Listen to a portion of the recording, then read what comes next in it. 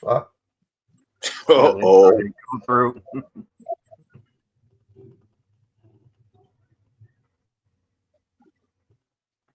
You gotta be fucking kidding me. When did they oh man, don't tell me your intro messing up. it ain't that. It's that this fucking platform changed some fucking changed their settings and shit. So now Oh Oh, man. StreamYard's updating. I think. Oh yes.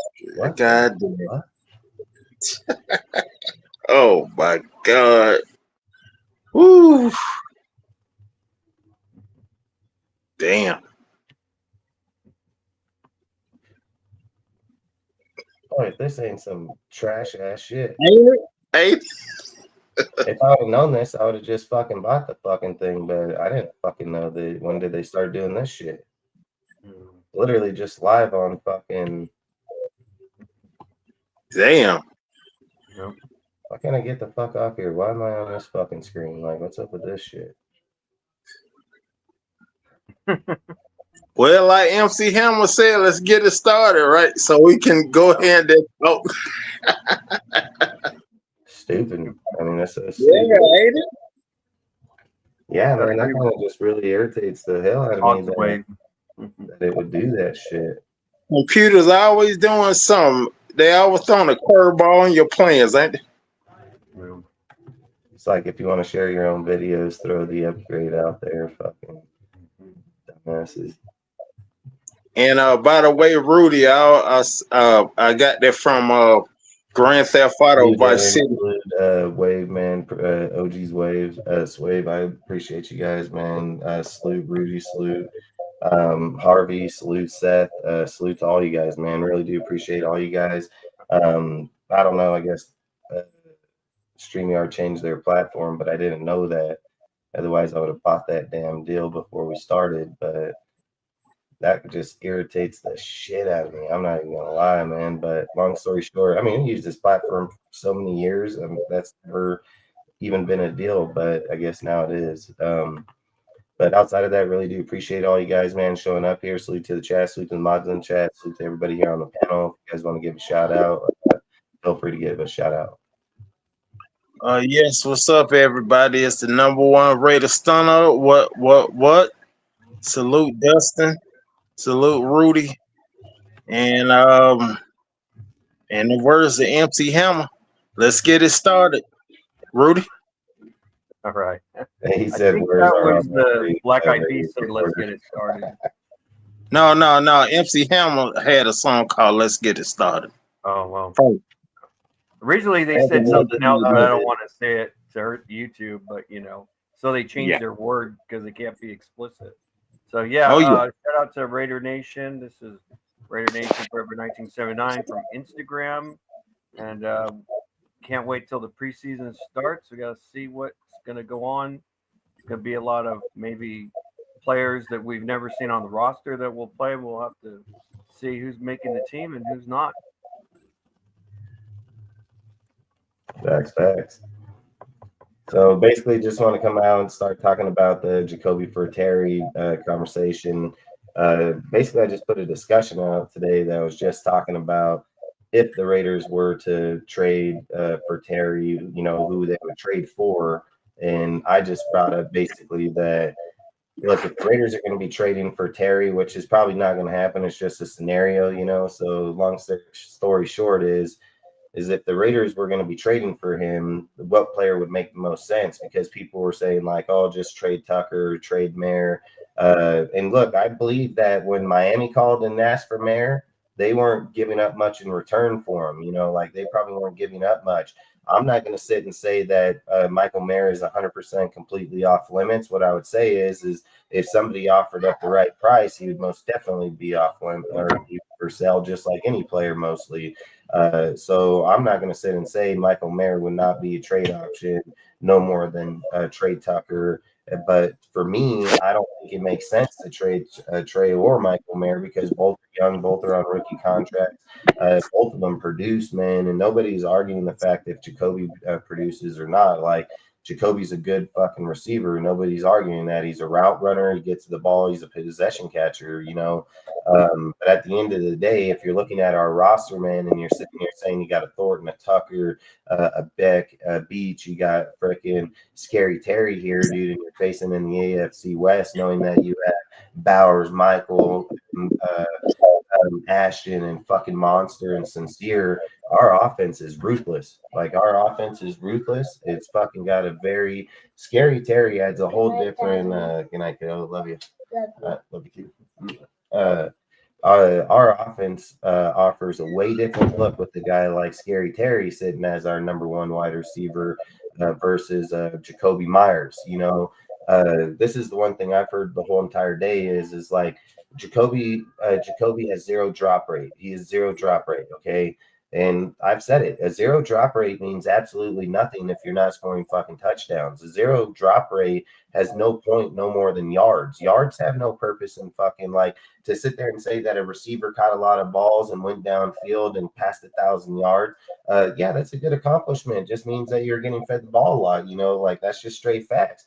But if you're getting the ball 1,000 yards in the season on 87 receptions, and you only got 4 touchdowns on it with a zero drop rate, there's something wrong there, man. I don't give a fucking who your quarterback is, because you sit there and look at it. This was another deal where people were saying that, oh, the quarterback, he's only had a chance with this few quarterbacks, this and that. Look, Scary Terry, dude, when he came out, he's had 13 different quarterbacks. He hasn't just had 1, 2, 3. He's had 13 different quarterbacks. He's in the last 5 years, he's had 1,000 yards per season. He has a 55% contested catch rate, which is only second to Mike Evans. You know, like, the dude's a fucking dominant fucking player, and he's done it with shit ass fucking quarterbacks, and he still has put up big ass yards. You know, when you want to say that Jakobi has a 0% catch rate, well, okay, look at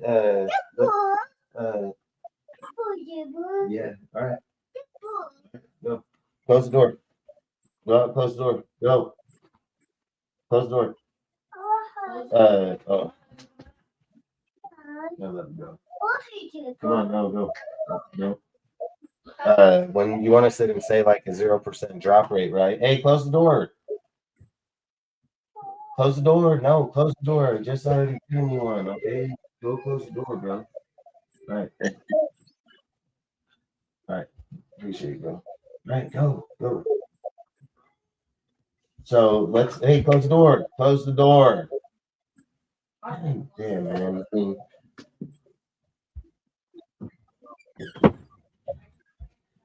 So let's look at the stat rate against Jakobi and what's it called? Terry. Jakobi has 1,000 yards, right? Terry has, yeah. They're both the same. One has 1,027, one has 1,087 or 89. Some just like that. Fucking same yardage pretty fucking much, right? One has zero drop rate. The other has 10 drops in the season. He had 10 drops in the season. One has 4 touchdowns. One has fucking 13. One has a 4 and fucking 12 record and fucking 4 and 13. Okay. And another fucking team has a fucking 13 and 4 record. So when you look at the fucking touchdowns is what wins football games. It's just straight facts. Touchdowns win football games.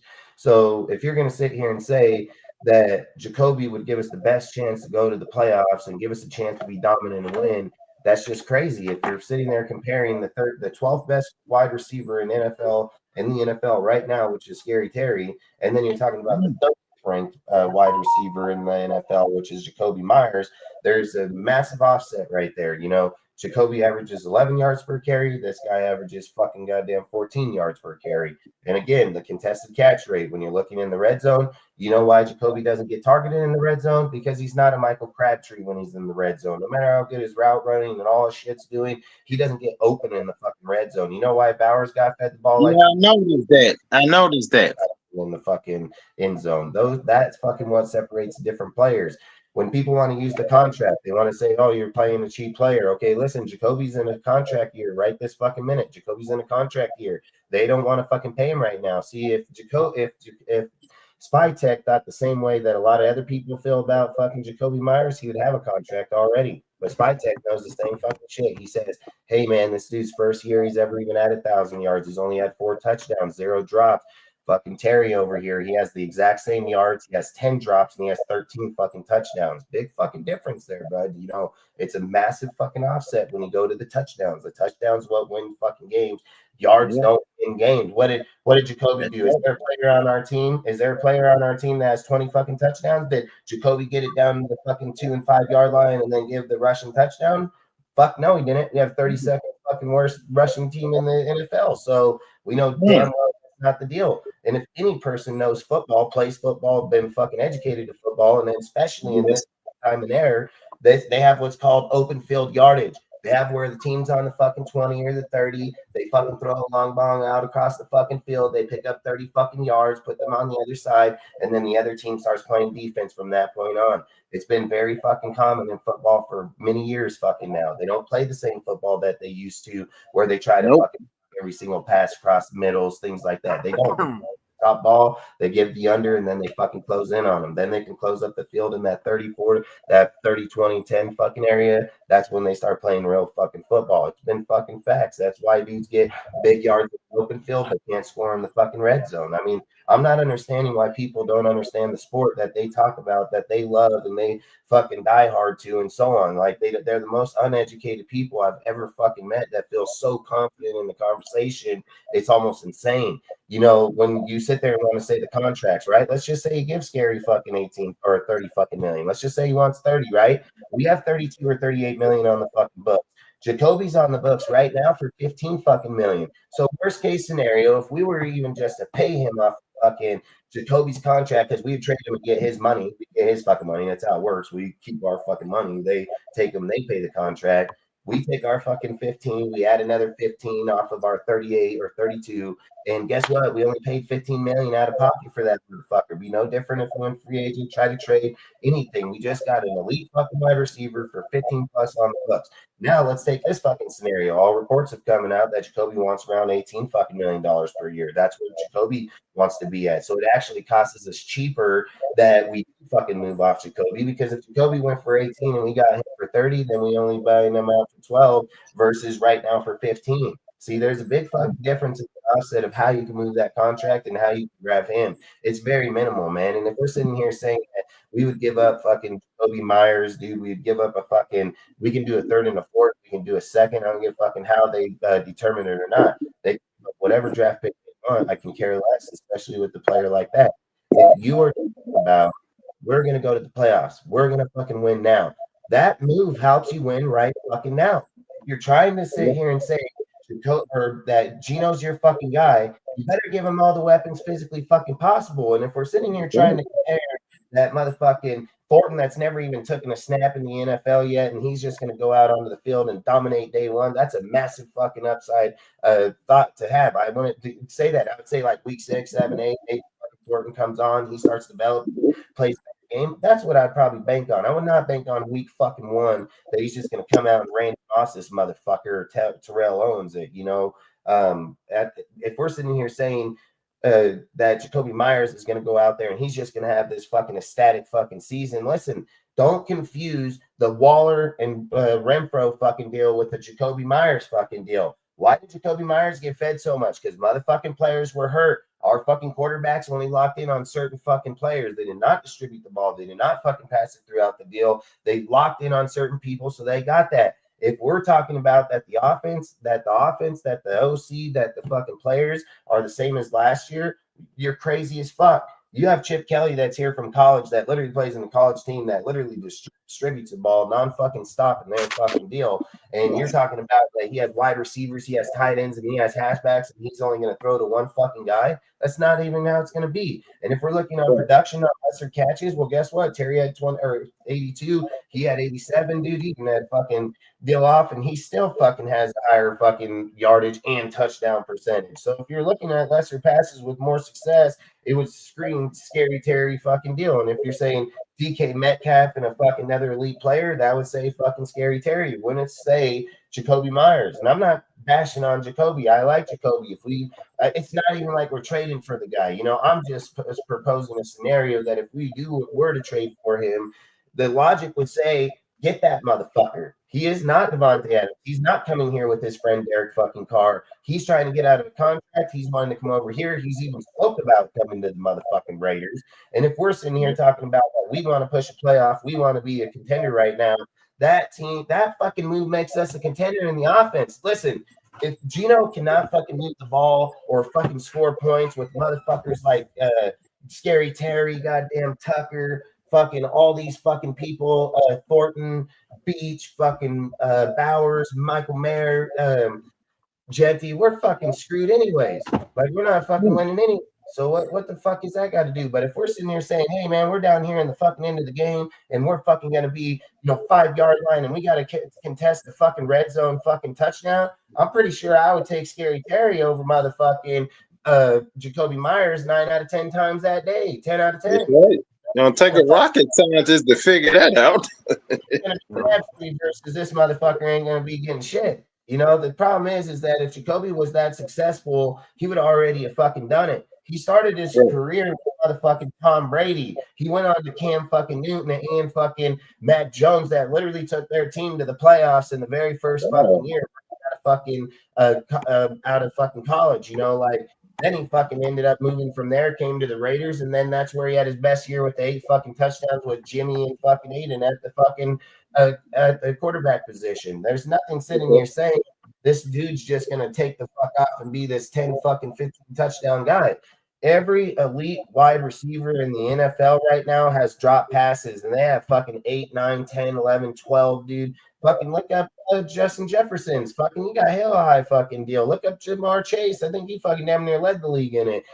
They all have drop fucking passes. You know why? Because they're going big on big fucking plays. That's why they have the drop fucking passes. They're contesting fucking plays in the fucking field. So to sit here and say that not having a drop pass versus having a drop pass is better, I'll disagree with that shit. This would say he's a check down fucking getting under the ball. Reason why he ain't dropped the fucking ball. There's a reason these guys are dropping the ball because they're fucking facing up corners fucking 30, 40 yards down fucking field trying to moss a bitch. There's a big fucking difference, and the difference is this guy got 13 fucking touchdowns and this guy got 4 on the same fucking yards with 0 fucking drops versus a dude that had 10 fucking drops.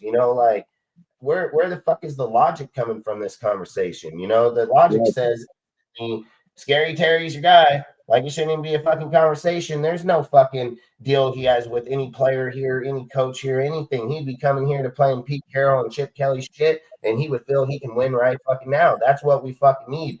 Load up on the positions, because let's just say the defense don't get their shit together. Let's say that the fucking secondary don't get it together. If your offense scoring 40 fucking points a game, I don't think it really fucking matters if your defense ain't all there. You just need to get one fucking stop, one damn stop in the whole time, So either way, if you guys want to yap in here real quick, but fucking, I think it would be a no-brainer conversation. If we're looking at 32, 38 million on the Bucks right now, and we're only giving up 12 overall, or say fucking 15 at the end of the day, that's a pretty great fucking deal if you ask me. One of these players, they've literally said that Jakobi Meyers and Colton Miller probably won't see contracts till the end of the fucking season to even have those fucking talks at this fucking moment. And there's been multiple reports that say that fucking Spytech loved Grant and fucking OTAs and fucking minicamp, and that he would fucking start right now, but he feels he can develop this year and then switch over there in the middle. There's even talks about him playing left fucking guard this year so he can get acclimated to the game, fucking get up to the game, and then move into the fucking left tackle next fucking year, and they'll trade off fucking Colton. I mean,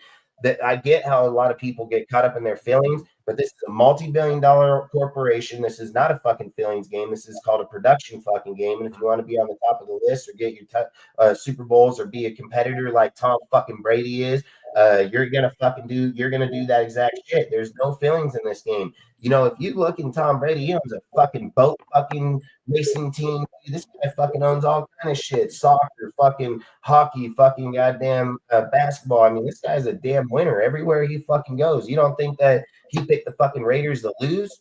Like, he didn't pick the fucking Raiders to lose, man. And if you're gonna go all out, it's what would be the difference if Brady's like, hey, give Geno fucking Scary Terry. That was my Randy Moss. Like that type of shit can most definitely change the way your team produces and fucking goes out there. So I would just say, like, to say that Jakobi's better than Terry is bullshit. Like, that's just a straight bullshit.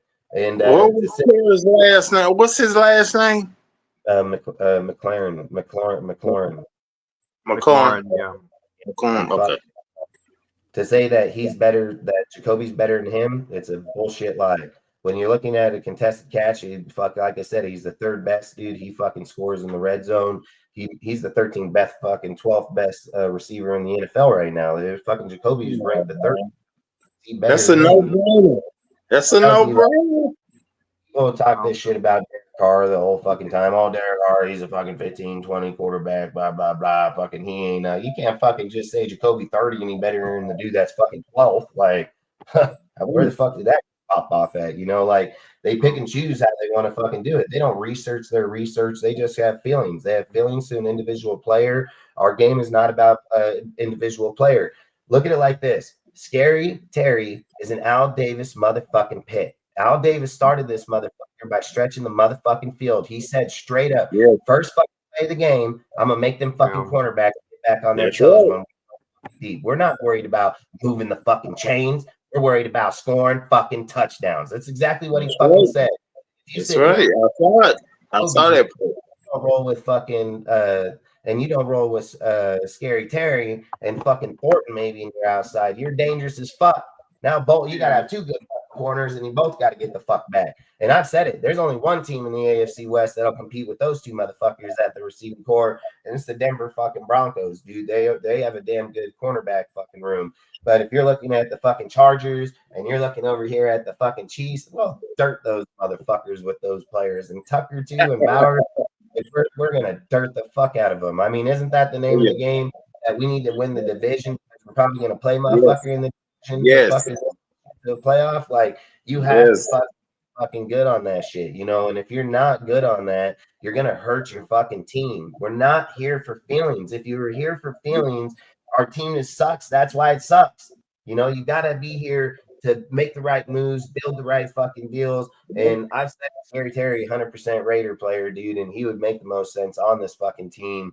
And if the Raiders were to make the trade and you're only giving up a few draft picks in a later round or an earlier round one with him and then paying the contract, I would do it in a heartbeat, dude. Like, there's no doubt about it. Production wise, Terry helps us win right this fucking minute, and I get it. Like, people will say, oh, yeah, it's connection. Listen, he's an NFL quarterback. He shouldn't have to wait too long to have connection with any fucking player in the NFL. It's something that it should take to that deal, like at the end of the day, you have to be able to you got to be able to build the team to be winning on one side of the fucking ball or the other. And I've always said it best. Al Davis said it best. He said, when you get great coaches, you get great players. And if you get great coaches, then you get great players, you get a great organization. And you tell them only one thing: just win, baby. Come on now. Come on. So that's a no-brainer. Yeah. That's a no-brainer, man. Hands down, Scary Terry is the best option for the Raiders to get. Yeah. Well, Davante Adams had 1,000 yards, but he wasn't speedy or anything. Yeah. He was a great route runner. He puts up good stats, and usually I don't like getting NFC wide receivers because in the past we've gotten them and they've been terrible. But I don't think we would get this guy anyway. I think they would ask for more draft capital, and I don't think the Raiders are willing to give up quite a bit of draft capital and giving up Jakobi Meyers. I mean, Jakobi Meyers, yes, he's replaceable with him easily, but I'm thinking they want a first or round pick. I don't think they want to give up a second round pick. If he's hot as nails, they want a first round pick. They might even want 2 first round picks like Davante Adams did with it. Well, Davante was 1 first round pick, but we gave up and got him. I think that I don't think they're willing to do that unless they want to give up a first round pick. He is a little bit of a young veteran player. He's 29 years old. He's 6 feet tall, 210 pounds. So he's got some meat on his body. He's not a skinny wide receiver. So, Yeah, not a skinny, scrawny wide receiver. Yeah. 210 and 6 feet tall. That's a good size. A good size wide receiver. But I wouldn't. I mean, if we were to get him, I think we'd give up quite a bit. But would it be like setting this team up for playoff contendership? I don't know. It's because of the quarterback situation. Will we have Geno Smith as our starter? Will we have Aiden O'Connell? And we're in the most difficult division in the NFL. If we were in the AFC South, it would make a lot of sense to get him and trade for that, go for the playoffs right now. But we faced, like you said, the Chiefs, the Broncos, and the Chargers. This is a tough division. Yeah, it's not easy. It takes time and preparation. I think, like, remember Jack Del Rio and Bill Musgrave? It took them 2 years for the Raiders to be a playoff team. It's not going to happen in 1 year. It's going to happen at least 2 years, depending on the consistency of the head coach. Doesn't matter what great players we have. It's always consistency, how these players play together. Because if they don't play good together, you could have the best wide receiver in the NFL, and he just doesn't fit, And like Dustin was saying, like the Brady way, Patriots way, it was always about consistency. Because when they had talented players, they didn't play that great. They played better with less talented players that were more skill-based than talent, and they actually won championships because they were more organized, more consistent. It wasn't pretty, but they got the job done. They didn't have the fastest wide receivers, but they were route runners. They all ran their routes, and Tom Brady would throw the ball right to them, and they would run for their routes. If they didn't run their routes, then Tom Brady would probably cuss their ass out and everything. And I don't even like the Patriots. I hate the Patriots. I don't like Tom Brady, but I am a realist. Tom Brady is a smart quarterback, and he likes wide receivers that are route runners. He was pissed at Chad Ochocinco, because he didn't run his route right, and he wasn't a route receiver. He was used to Carson Palmer throwing the ball directly to him, and that's not Tom Brady. He wants you to run the route and go to the ball. He's not going to throw it to you. He wants you to go to the ball. That's what Tom Brady likes. Carson Palmer, he just looks at you as a target and he hits you. He was a gunslinger. Tom Brady's not a gunslinger. He's a guy who throws the ball, to where the route he wants the receiver to catch it. He doesn't expect the receiver to try to beat the corner. He just he is to beat the corner, but to run a route and confuse the corners. And it's not about outrunning the corner, but outmaneuvering him. And who was that quarterback you just said was a gunslinger, Rudy? Carson Palmer. He had a hell of an arm. Yeah. He played with the Raiders. Yeah, I remember. Yeah. He wasn't a bad player. The problem with us is we had a terrible O-line, and pocket quarterbacks don't do well with a bad O-line. And when he went to the Cardinals, he actually went to the playoffs with them because they had a little bit better protection at that time. Right.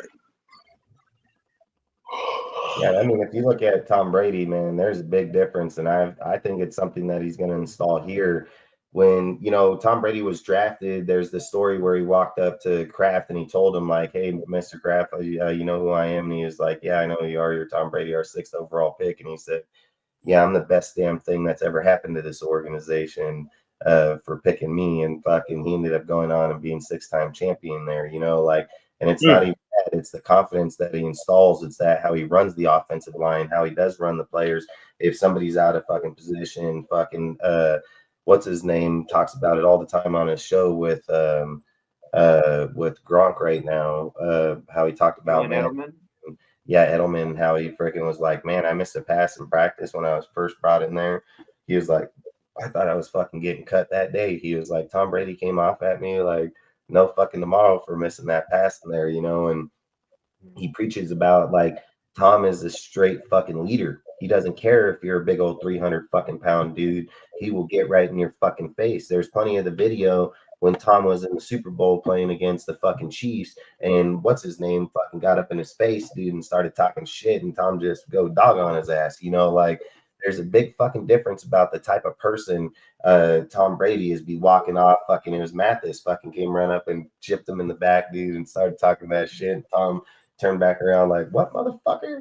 And got up in there, and he just goes and destroys people because his mental state is he refuses to fucking lose. He refuses to lose. What did the Kansas City Chiefs say during their game when they were getting dirted on by the fucking Philadelphia Eagles when it was like 27-0, and they were like, oh, we can still come back and win this, that the fucking Patriots did the same thing, and then they scored another touchdown on them. Like, no, man, there's a different thing when you have a guy like Tom fucking Brady on the side that commands his fucking team as the general. And I think he's going to most definitely demand that from fucking Gino. He's going to want that same fucking presence throughout the deal. And I've said it, it's nothing personal to Jakobi. If we keep Jakobi, we keep Jakobi. It's just a conversation. It ain't like it's going to happen.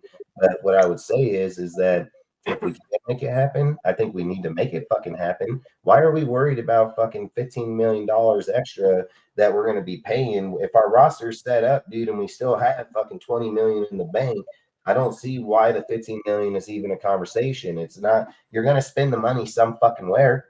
So it doesn't matter if you're going out there and getting a cornerback that doesn't have the production or this fucking guy doesn't or not. The money can be justified in the wide receiver for 100%. You're going to fucking win games because of him. You're going to win games because of him. You're going to throw that motherfucker open and you're going to score a fucking touchdown. Like, you're going to win games because of him. And I think if you're doing it with Genty and all these guys, like, I think you're going to have a really good fucking team. You know what I mean? Like, if it was me, I would 100% entertain the trade if it came this way. And if it wasn't too much, I'd tell them fucking have a great fucking life. We appreciate it. You have to remember, this isn't Josh McDaniels' fucking team. This isn't their fucking team. This isn't their players. Like, people can feel any way that you want, but there's a reason that they're waiting on Colton, and there's a reason that they're waiting on Jakobi, because they literally have Beach and fucking Grant that can take both their fucking spots, not cost them no fucking, 20 fucking million or fucking 18 million. Or even, Colton costing fucking damn near 25-30 when you got a guy on a fucking $1 million contract.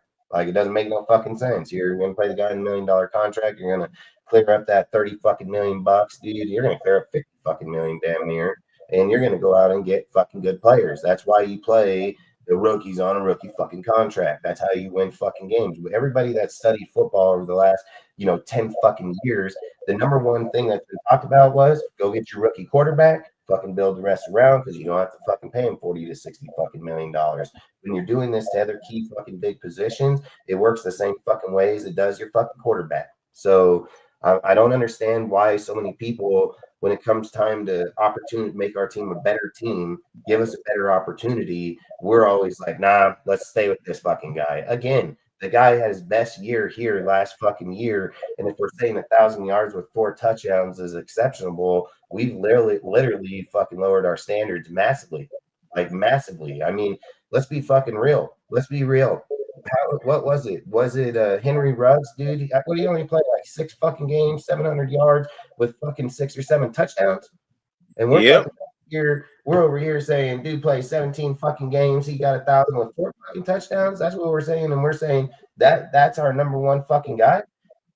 Go find a goddamn outlet that's going to claim Jakobi as number one wide receiver in any fucking team. I'm willing to bet that 98, if not 99%, is going to say Jakobi Meyers is a wide receiver fucking 2, if not 3, depending on what motherfucking team he's on. I don't think you're going to find a fucking outlet that Jakobi Meyers is a wide receiver fucking 1. I don't think you're going to find that. It's not being biased. It's not being this. It's facts. It's just straight fucking facts. I don't have no bias to no fucking guy. I have nothing to gain by it. It is just fucking facts.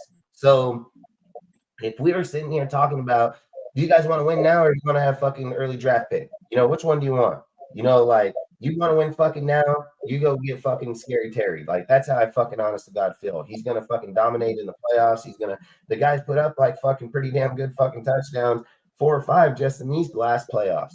Like, the guy is going to fucking play good ball. So I just think for what we're trying to build and what we're trying to do, I wouldn't be against the fucking idea. Not at all. I don't care if I'm giving up a third round fucking pick, dude. Like, if you're giving up Jakobi and a third round fucking pick, I think we're gonna get that deal. Regardless, we have to pay Jakobi at the end of the year either fucking $18 million or we're cutting him, or fucking we fucking just trade him over there, let them pay the fucking money, and we just pay the $30 million for a proven damn receiver with fucking Smith. Everybody said Gino's the guy, so that should only want to help him. Like it should only want to help Gino. So, and if we're coming here saying like, oh, Gino is this exceptional guy, and he's got his mobility and he has this and that. Okay, he has the mobility, right? But he has also 9 forced fumbles. He has 9 fucking fumbles, dude. How do you think you get that? Run the fucking ball. Like, he has more fucking drop fumbles than active fucking halfback. So that's not a good fucking stat to have. So all I'm saying is I would explore all options with 32 million or 38 million. I think it's 38 million, but with all options on the table, you got to explore all the options, man. Like, you can't just fucking sit here in a closet cave because other people are too fucking, they're all, a lot of Raider fans are too fucking worried about a player that's on the team. It shouldn't be like that. I've never seen it be like that. Like, if the player does good this year, great. If he fucking sucks next year, get rid of the motherfucker. Like, we need to get better today. Like, we need to be better today, not fucking in 3 years from now. We need to get better 2 fucking days. Al Davis's whole entire career, no matter who the fuck your name was or who the fuck you were, when it was your time, and he's gonna replace you with someone else, dude. Like, literal facts, Like, why did we change away from that fucking motto? Like, I'm not understanding that, So, and it didn't matter what coach your name was, like what your name was as a coach. It didn't matter what your fucking player name was.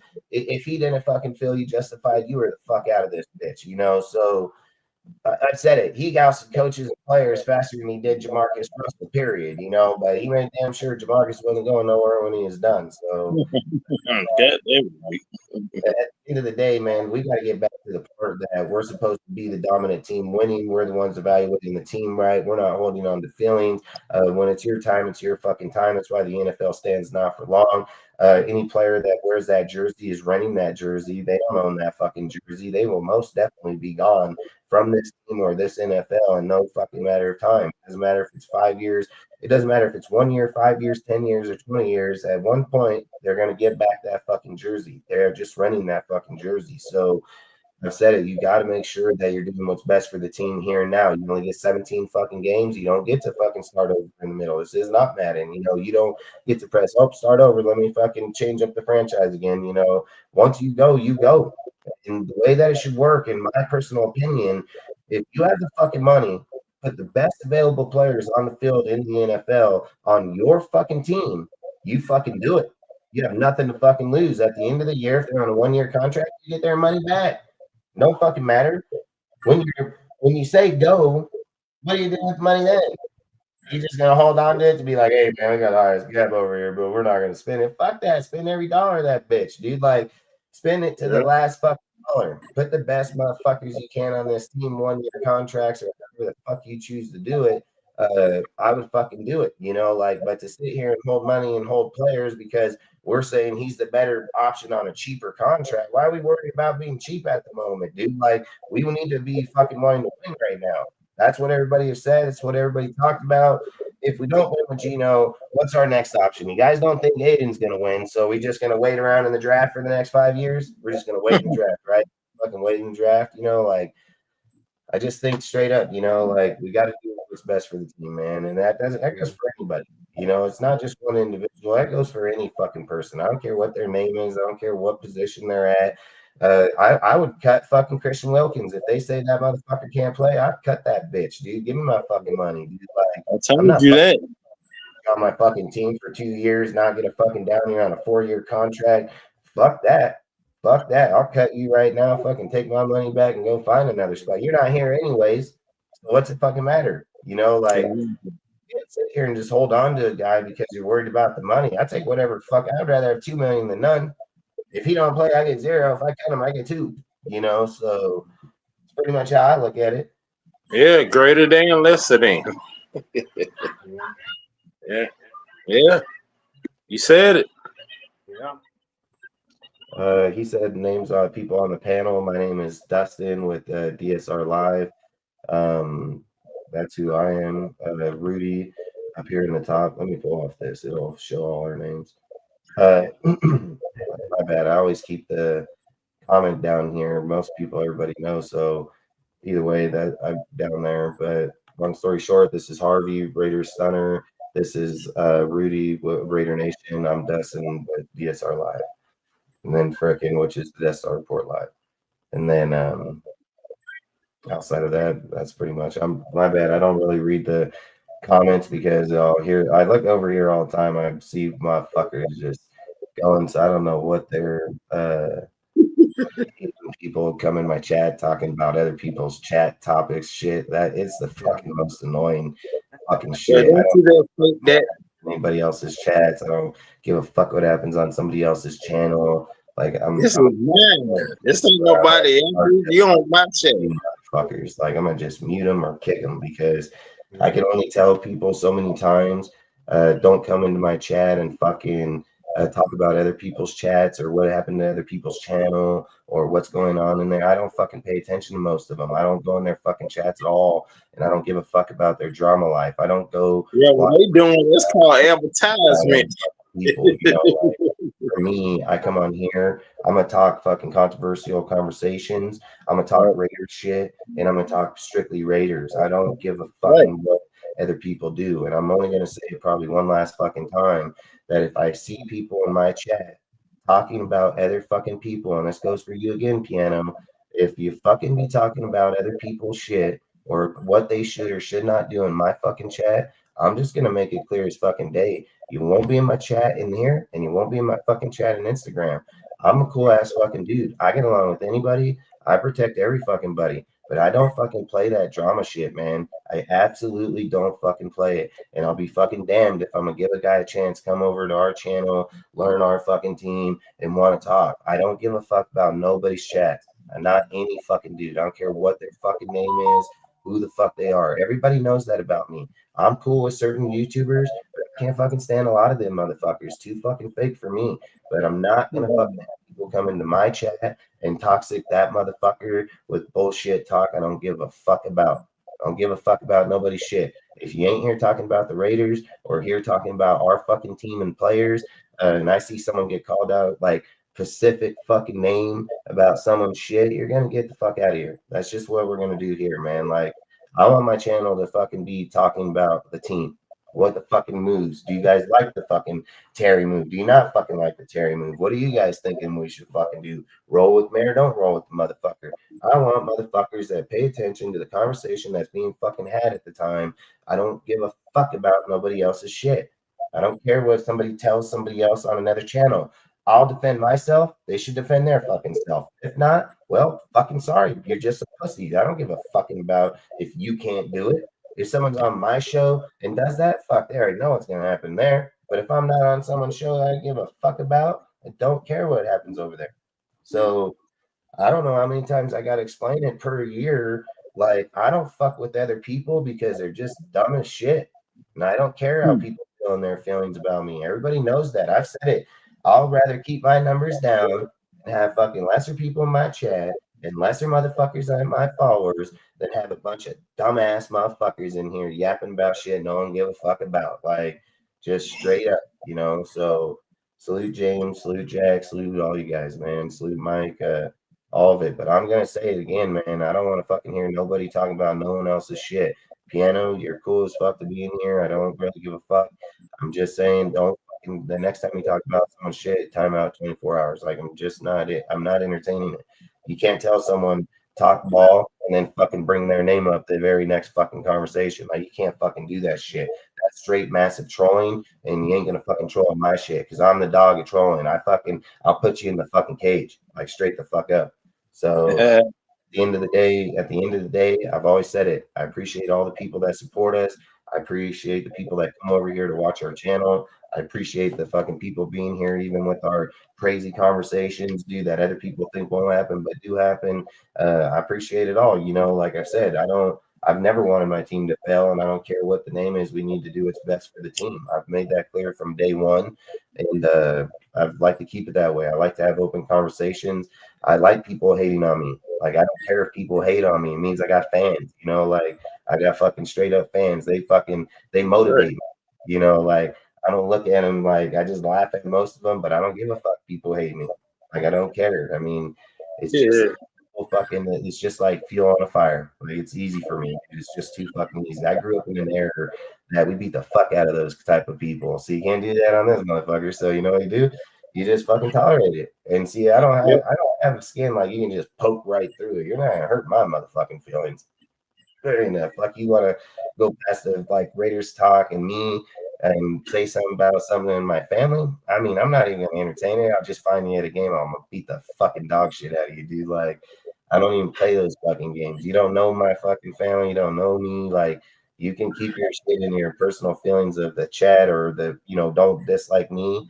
But the second you make a fucking pedo conversation, man, you're gonna get fucked up, dude. Like instantly. yeah, Like I don't even fucking play that stupid shit, like out here like I've said, none of us know any of us, dude. Like some of us have met at games and entertain each other, and some of us do get along in the chats and never knowing like meeting somebody physically.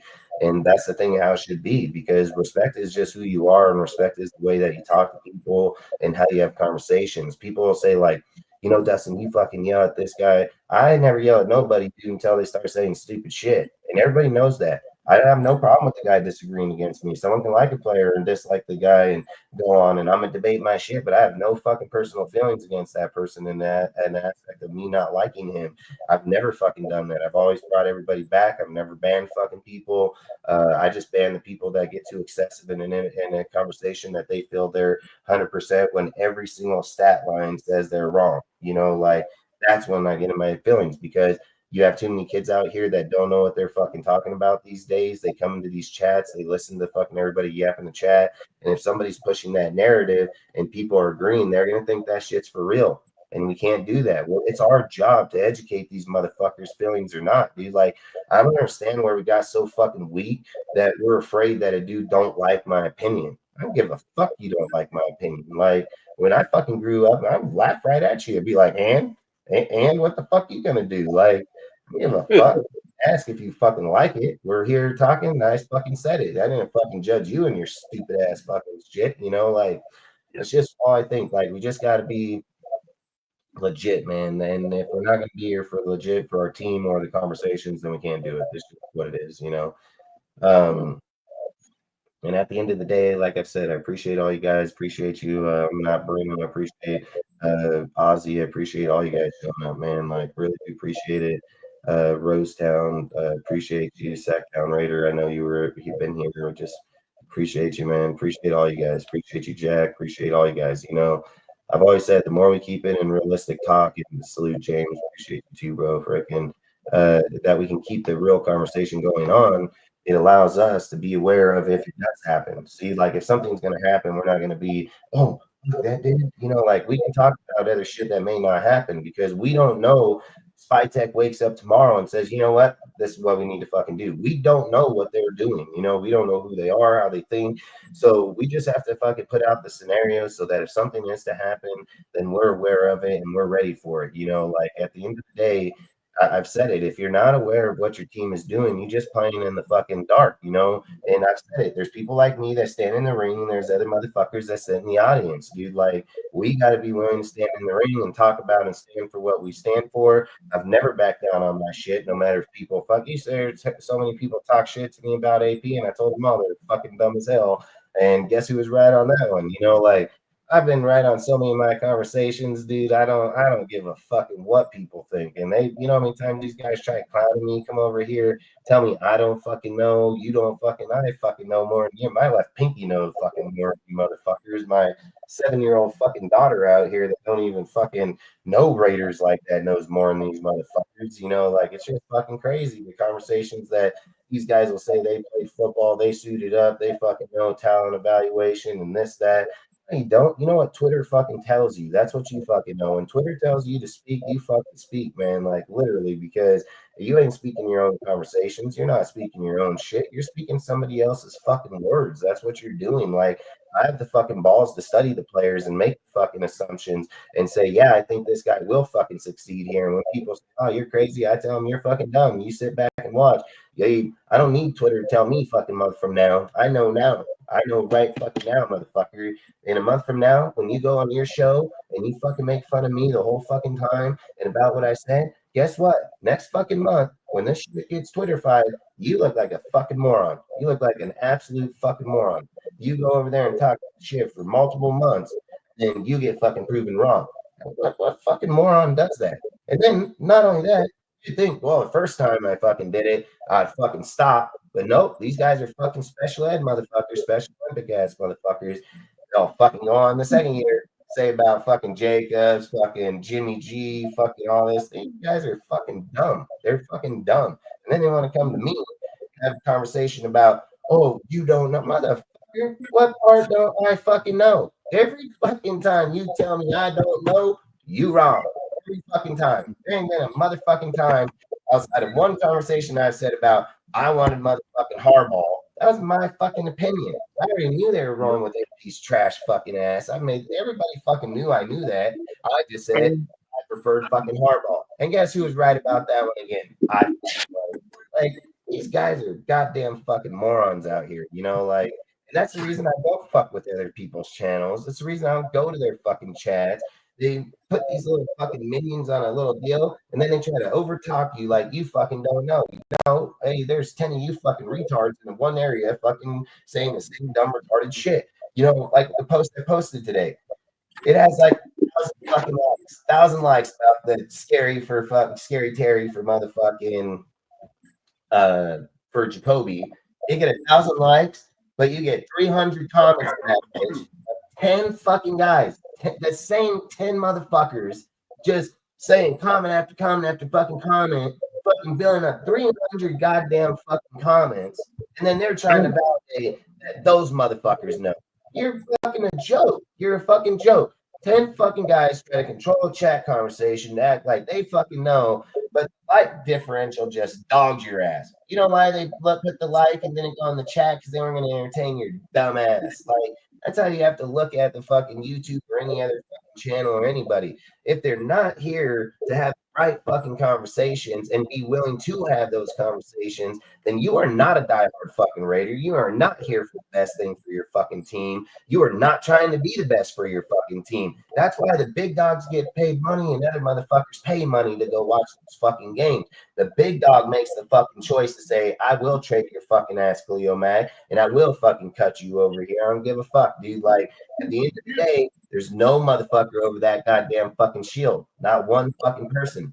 So, hey, we need to fucking pony up or fucking get the fuck out, like straight up. So if we're not looking at that for our team, every deal, quarterback competition, wide receivers, halfback, I don't give a fucking what the position is, that we are not doing what's best for the motherfucking team. Mike Mayock said it the day that he came here and was the scout. He said, if you're not doing your due diligence on fucking positions or players, then you're not doing what's best for your fucking team. At the end of the day, a lot of people don't want to make certain choices because they're like, oh man, I spent $70 in this fucking shirt for the rest of my fucking life, versus fucking, saying, hey, I'm gonna keep the jersey because the dude's gonna be gone in the next few fucking years. Because logic says sometimes even being a good player, you may stay a fucking year, and others say once in a lifetime, like a fucking Max Crosby, I'm gonna keep the full fucking contract. Like it doesn't work like that with every fucking player, dude. I mean, if we haven't learned this. When we drafted up here in the 2000s, everybody swore by that fucking team, and there's only like fucking one guy here, two guys here fucking from that time. Everybody's time's expired. It doesn't matter. It's going to happen here just as much as it's going to happen on another fucking team.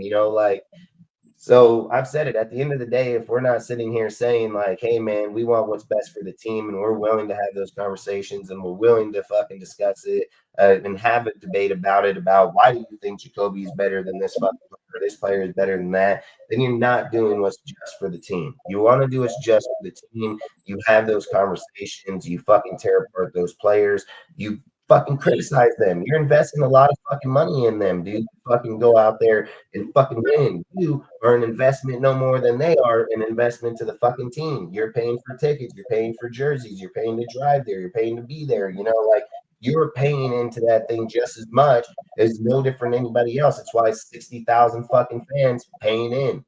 So At the end of the day, I think at the end of the day, any fan that wants to sit back and say there shouldn't be a challenge at the quarterback, there shouldn't be a challenge at the wide receiver, there shouldn't be a challenge at certain positions, you're fucking just fucking up our team. Like you're literally just fucking up our team. There's never been a fucking year that Bill Belichick came out there and said, well, if this quarterback can beat Tom, like he gonna have a fucking deal. He wants the best. That's why he's able to trade those quarterbacks for fucking first, third rounds like he did with Jakobi and he did with fucking Jimmy G and all of that because he knows he can push those fucking conversations. Did he think he was going to be better? No, but he wanted to make goddamn sure they weren't better.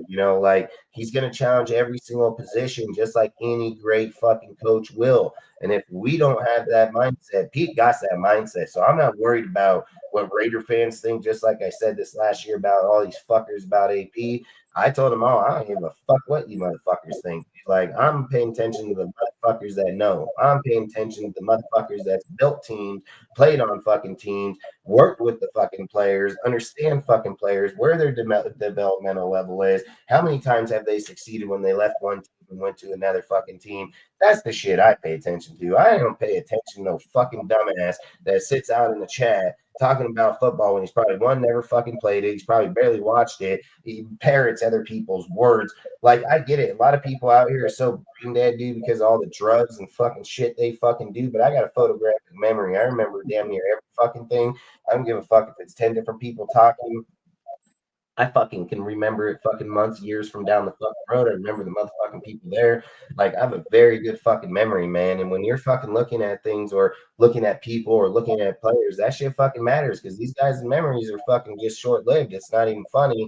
And the one thing that it's long lived is an individual person's name. That's what it is. Like, I've always said it, dude. I supported Charles while he was here, but when he went to Green Bay, I didn't fucking follow that motherfucker, dude. And then when he came back, it was all about Charles again. I mean, at the end of the day, I'm for the fucking what's best for the fucking Raiders, That's right.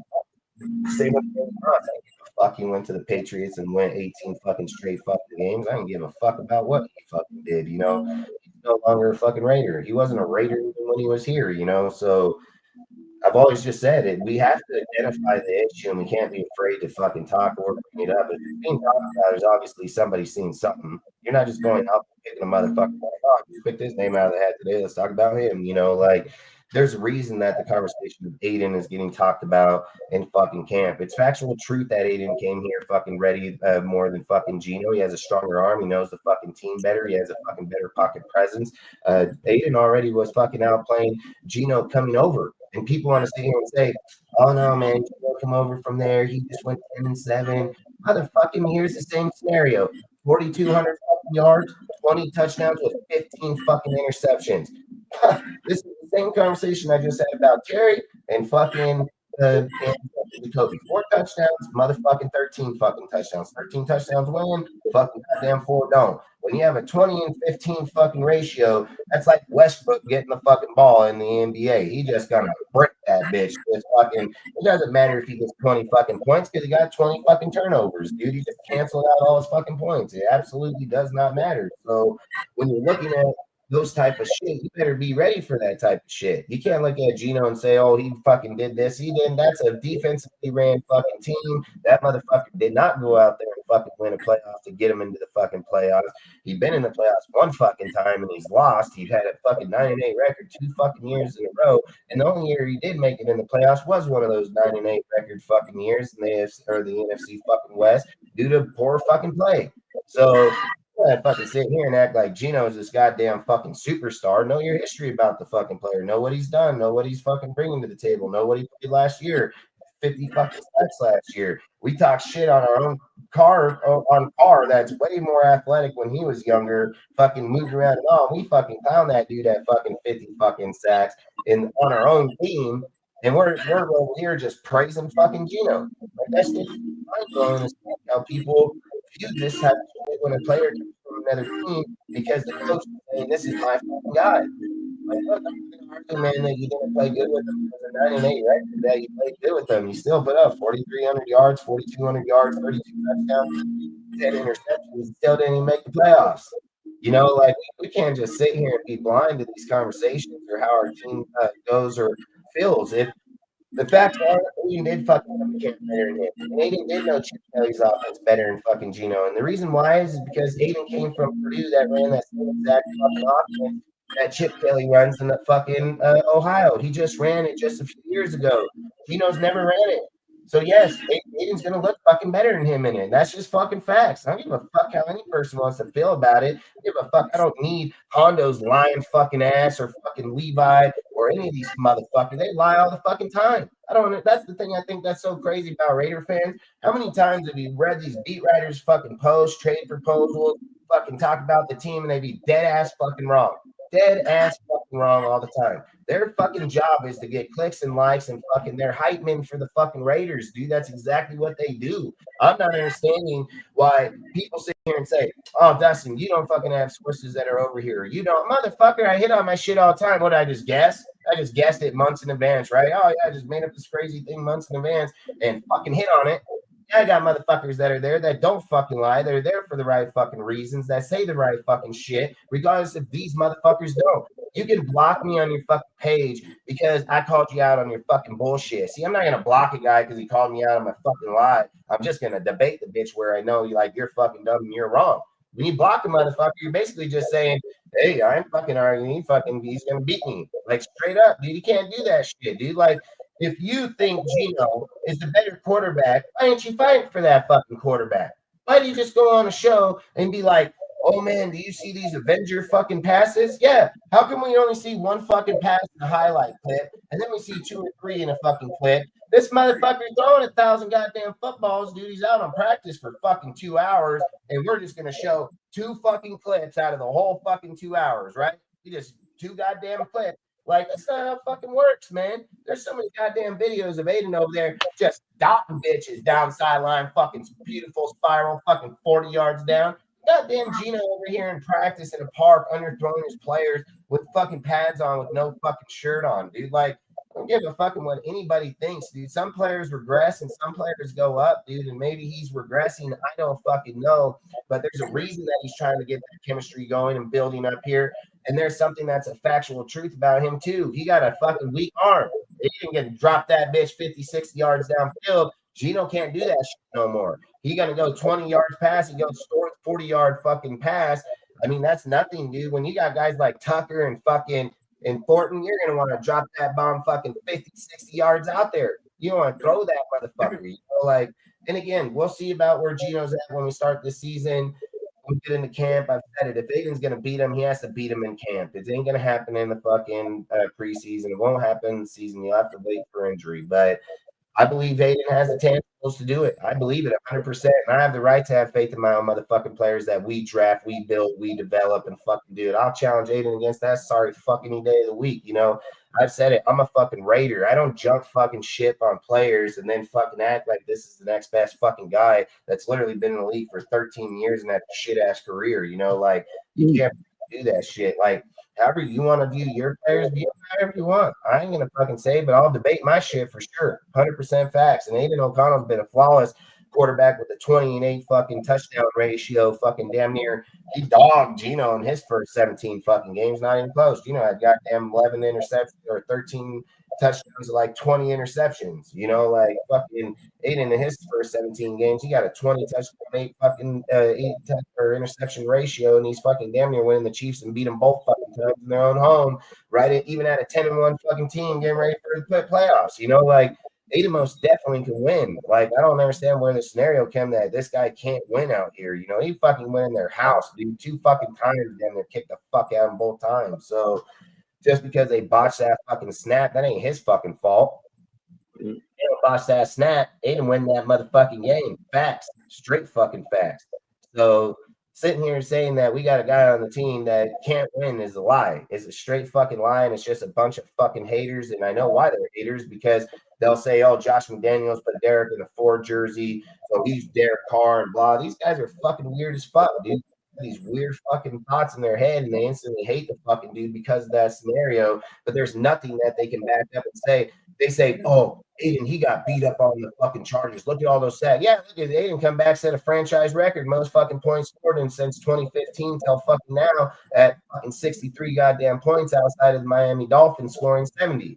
So I don't know where the fuck we're just sitting here saying, how come all the other quarterbacks we've had, including Derek Carr, when teams lay it down, they didn't put up 60, 70 fucking points, right? They didn't fucking put up those because he drive his ass right down that bitch. And he fucking was like, I don't give a fuck, you ain't sacking me no fucking 10 times again. Like we're a bunch of fucking fake ass motherfuckers out here. There's a bunch of fake ass people that don't ride and die with their fucking people that literally stepped in, took over when the team was failing, and still tried to win, still tried to do the best they fucking can. And we just bypass those motherfuckers like nothing. Then we want to hold on. Dustin, Rudy, y'all take it easy. I'm out of here, man. All right, man. All right, take it easy, Harvey. You too, man. But we'll defend the fuck out of a guy that, like I've said, if you put Terry's numbers to Jakobi, it just dogs him. The touchdowns to fucking touchdown, dog him. It's not even close.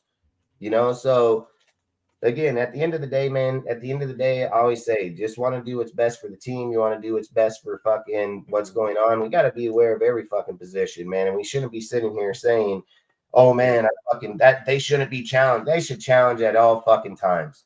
All fucking times. So what do you think, Rudy? Yeah, it's true. A lot of people, I know some people, I was in a chat last time about like Devontae Adams. I know some people didn't like him or something. But the thing is about Devontae, though, is he's had 1,000 yards. And I'll tell you, Jakobi Meyers is like a junior. It's like Devontae Adams is Dr. Pepper, and Jakobi Meyers is Pibb, Mr. Pibb. So thing is, though, Jakobi Meyers put up his first 1,000 yards, with us, but he doesn't put up the big yards because usually he's on systematic teams. Like he was with the Patriots, they're systematic. The reason Jakobi Meyers got 1,000 yards is because Devontae Adams wasn't there. If he was there, he would have gotten probably between maybe 700 or 800 yards receiving and everything. And Devontae could get open a little bit quicker. He's not faster than Jakobi Meyers, but he's a little bit more has better awareness than him. But and then people are saying, oh yeah, Devontae Adams, he was a drama, he's a diva. He was just pissed off because things, he came to play for Derek Carr, and then it was just not working, especially with AP, and they got rid of him. They knew Devontae Adams was frustrated, and they decided to trade him, and what people said, oh, he didn't put up big yards with us. Actually, he put pretty decent yards. Then when he got traded, he got like 800 yards with the Jets, and if you combine those yards, he had over 1,000 yards last year total. So Devontae Adams is not really a sorry wide receiver. He's a good receiver. He just needs a good quarterback, and even with the quarterback situation, like with Aiden O'Connell struggling with garbage Minshew, he still put up pretty good yards.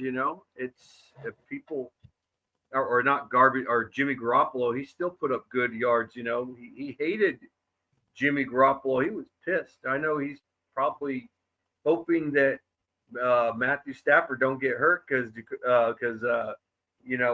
Jimmy Garoppolo, he'll be the backup, and he just doesn't like Jimmy Garoppolo that much. He was pissed. And remember that Detroit game where he was wide open, and then they throw the ball into Jakobi Meyers, and he was like double teamed, and then got intercepted, and that was Jimmy Garoppolo, and he was pissed at Garoppolo cussing and everything. And I remember that he was pissed off, and I do say that I will say this though, Terry McLaurin would be an upgrade player. He's a true number one receiver, and Jakobi Meyers, he's not really a true number one receiver. I'm not saying he sucks. He's just meant to be a number two or number three. He's a true two all fucking day long on fucking 98% of any other team. There's nothing wrong with being a number two wide receiver. I mean, I don't say he sucks. He doesn't suck. He's a good player, but I know some people want. I know some people say we don't want to. I hope he's not gone and all that. And I understand that, but if he is and he's replaced by someone even better, you have to take it with a grain of salt and look at it as an upgrade. because there could be another receiver that could take his place as a number 2 really easily, So, it is what it is. I have no problem with it. But I don't think we're going to get Terry McLaurin. We'd have to give up some draft capital, and I don't think the Raiders are willing to do that. They want to keep that draft capital, but if he was a free agent, dude, I'm keeping that shit for sure. You already got Thornton and Beach out of your first year. You're developing those guys. Yeah, you're going to develop those guys. If you're I'm keeping Mayer. Keep him on a cheap contract. If he doesn't if Beach outperforms him by the end of the year, I just let go of fucking Mayer. That's all I do. Just let go. Myers. Or Myers, my bad. Fucking because there's Michael Mayer. Yeah, Myers. I meant Myers. Yeah, Myers. I think with Myers, he does have the advantage because he's a veteran, but you just never know.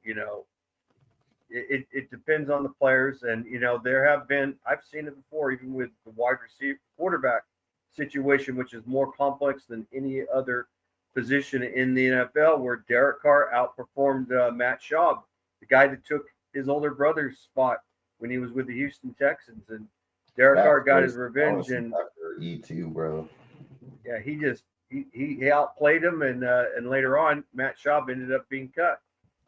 I mean, Matt Schaub was meant to be the starter for right now, and hoping maybe Derek Carr might develop into a starting quarterback, but there was no hope. It happened, Derek Carr became the starter. He proved he wanted that job, and like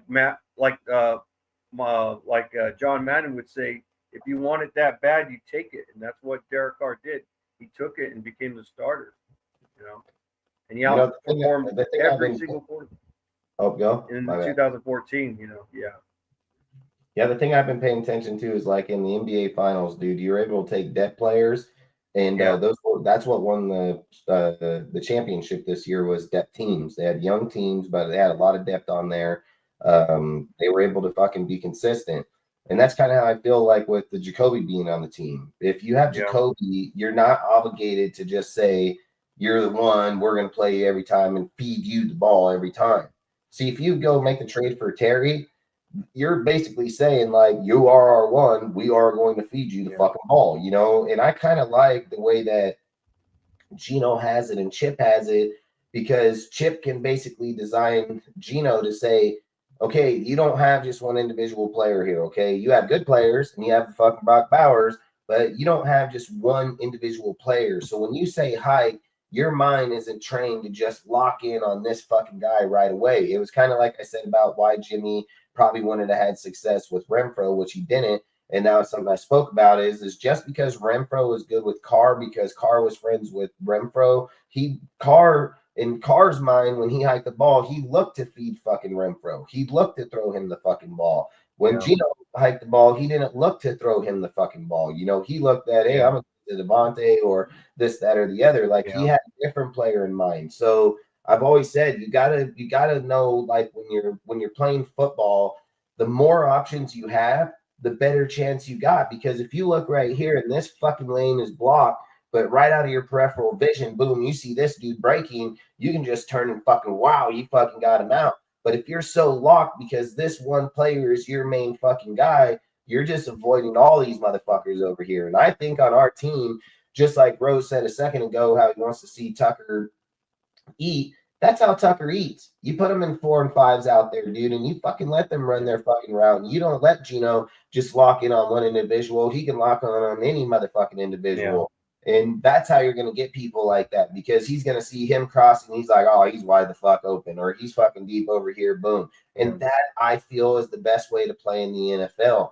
The problem is when you have a DK Metcalf or Nabigma, or you have, and I know I said his name all fucked up, but or you have a Lockett, when you hike the ball, your mind's programmed to look at these 3 fucking people right away. They're getting paid. They're the fucking guy. So you're kind of dictating your offense through those 3 type of players, where if you do it like the Tom Brady way, right?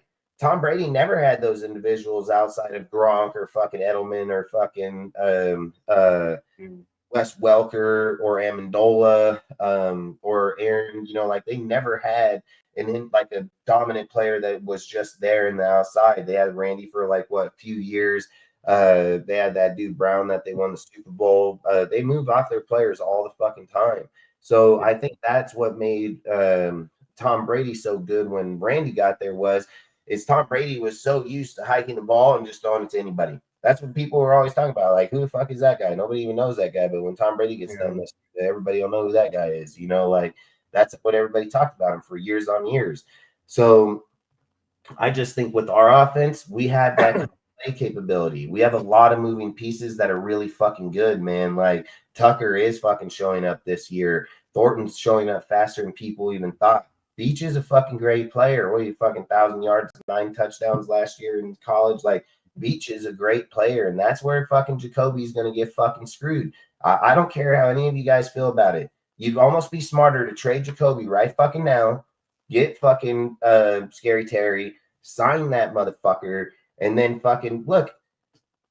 If Beach comes out here this year, and let's say he puts up fucking 800 yards, and let's say he does get 8 to 10 fucking touchdowns, and let's say Jakobi comes out here, puts up another 1,000 fucking yards, but he only puts up another 4 fucking touchdowns. Beach taking his fucking job. I don't give a fucking what anybody person says. Spytech is not going to pay Jakobi fucking 18 fucking million or 15 fucking million to put up what this just rookie just came into the NFL and fucking put up just that equal, if not better numbers. Touchdowns matter, man. Touchdowns are what wins you fucking games, dude.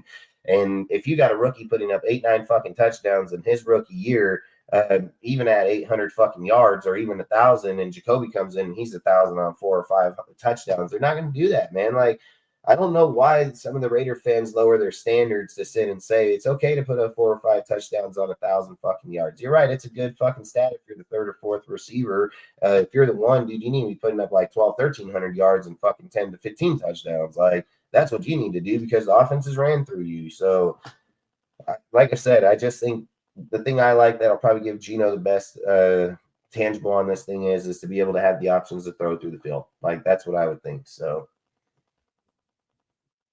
yeah, I do agree. If you're going for like a Terry McLaurin, you're expecting him to be a starter, and he would, then that means the other receivers step up, and one would be a number 2, one would be a slot receiver.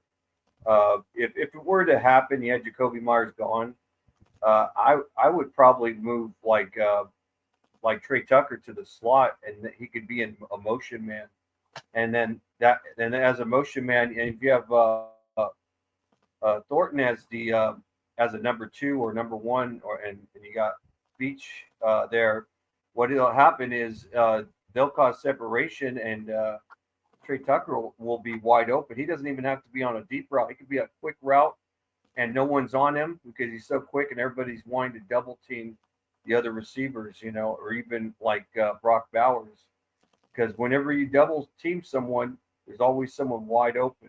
That's the problem with double teams, especially when Derek Carr, he always got guys that were wide open because there would be a double team and he didn't always throw the ball in front of double teams. Although he's done it before. He did it with Jalen Richard, the running back, where he threw the ball and he was on double coverage and he threw the ball directly to him. And he had DBs that were taller than him. He was 5'8", and these corners were like 6 feet tall, but he managed to throw the ball in between those corners or DBs, and then he still got the ball, and that's very rare. Most quarterbacks will not throw those kind of balls, but with us, we're not going to be having a quarterback that can throw in coverage. It's about throwing it to the receiver when he's wide open,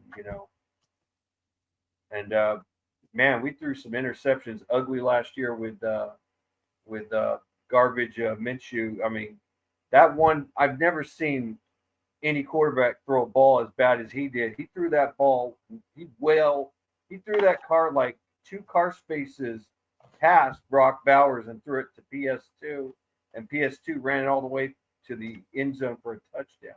I mean, it was like a punt return, I mean, it was terrible. And Brock Bowers was wide open. No one was on him. That's what pissed me off about garbage Minshew. I just like, you know what? This guy shouldn't even be a backup quarterback. I don't even think he should be a third string. I mean, he just sucks really bad, you know.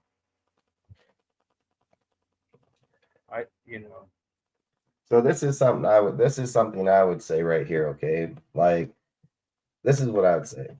I smoke indica, man. This is great fuzz, dude. Is what I'm smoking on right now. Some fire. I don't really like smoking sativa unless it's like Blue Dream, but I like smoking indicas and hybrids all the time. Nothing but fire. But this is something I would say to grade our team. Okay, this is how I view and judge my team to know if we're doing what's best for the team. If we kept every player on this team the same players with Mayer, Tucker, fucking Thornton, Beach, just kept all the same players, right? Is there a way that we can honestly sit here and say, with Gino coming to the Raiders and playing with this team, that our team would be better if Derek Carr was to come back here and play with this team and play with the receivers?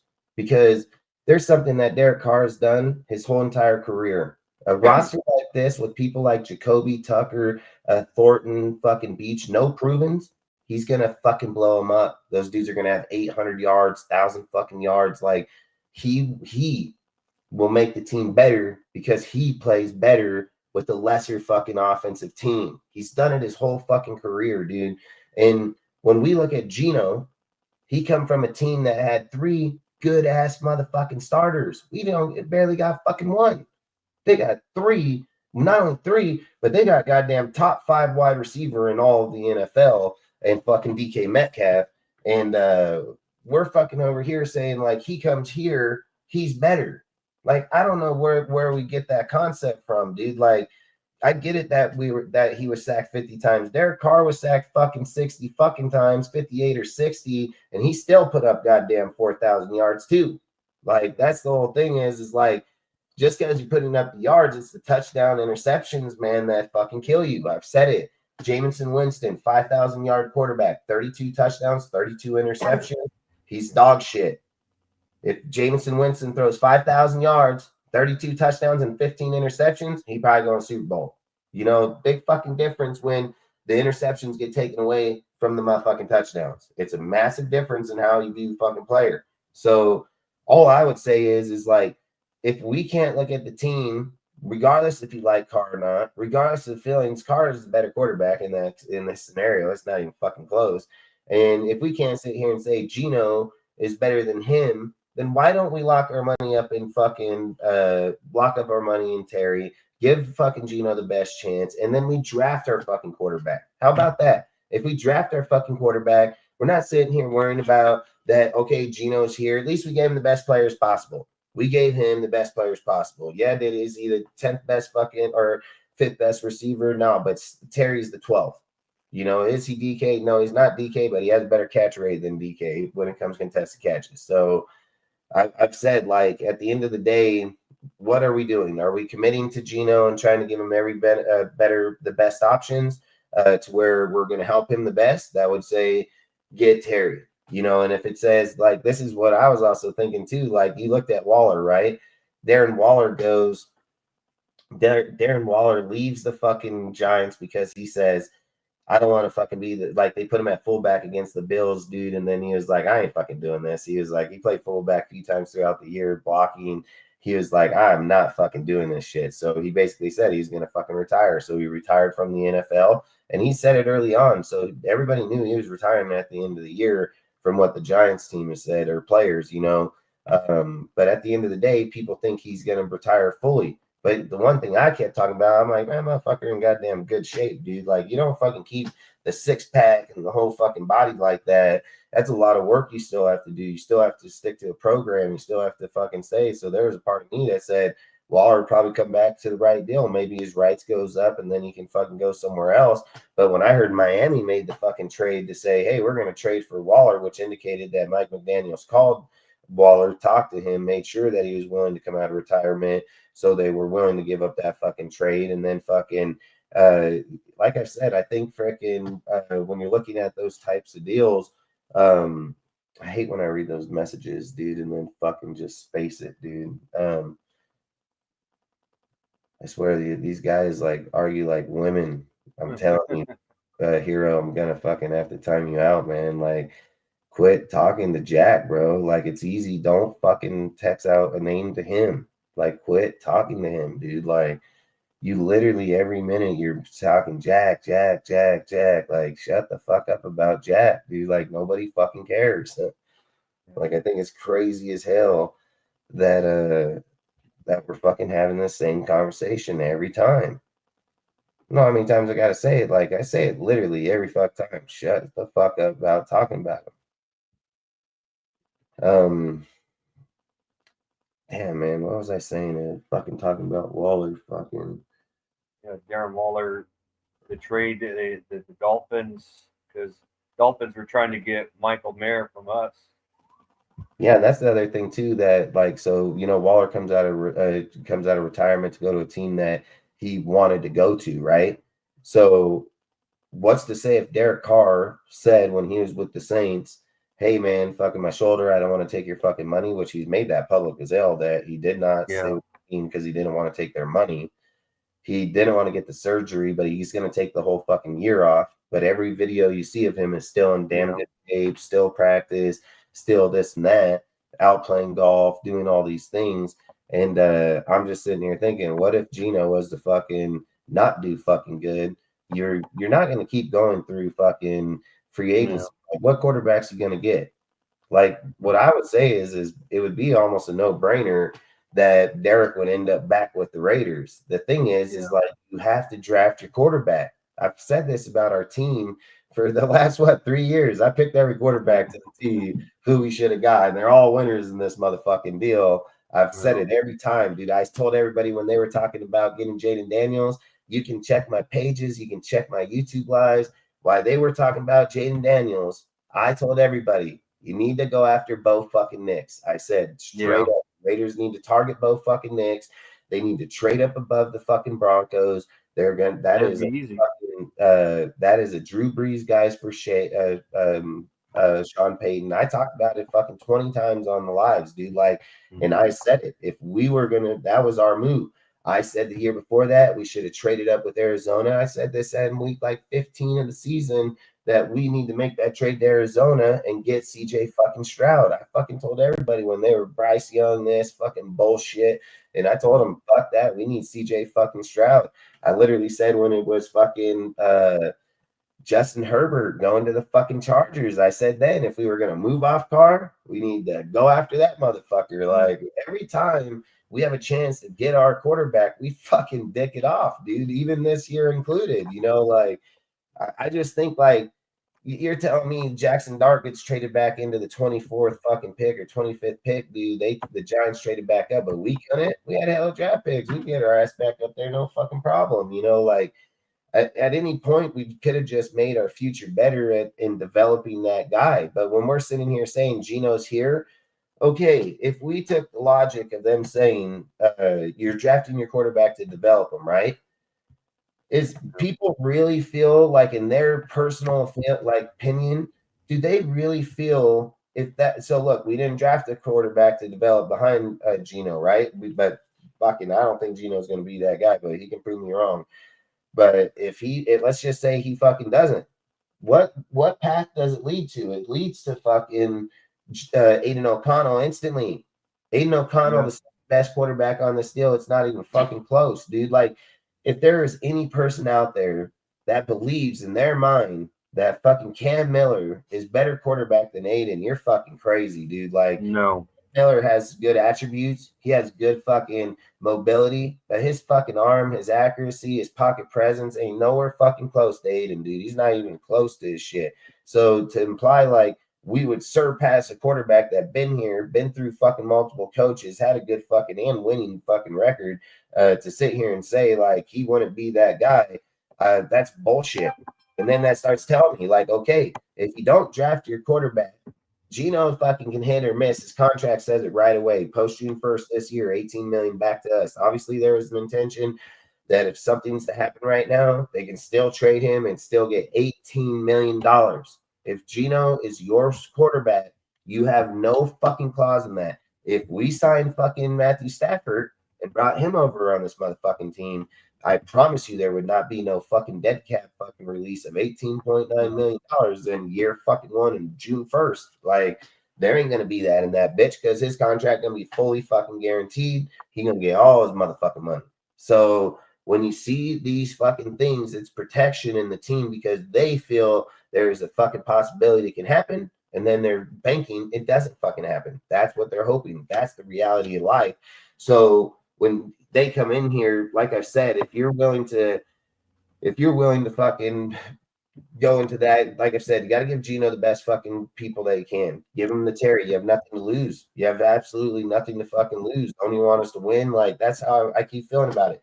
Like, do you not want us to win? Do you want us to go out here and have another, 6 or fucking 7 win? I don't care if what Pete's done with Seattle. Seattle is a way different organization than the fucking Raiders, dude. The Raiders are fucking cursed, dude. Like, I've said this. I don't give a fucking how anybody feels about it. John Gruden has been the only fucking coach, and it's fucking straight proven. I mean, you looked at Del Rio shit. Yeah, did he go out and get us to the playoffs? Well, we got to a wild card game. But again, at the end of the day, we made the wild card. But the following year, fucking fell flat on his fucking face because he don't get Musgrave and he went after Todd. We are fucking cursed, okay? We are a cursed fucking organization. I strongly believe it. I call it the Al Davis curse when he traded John Gruden away to Tampa.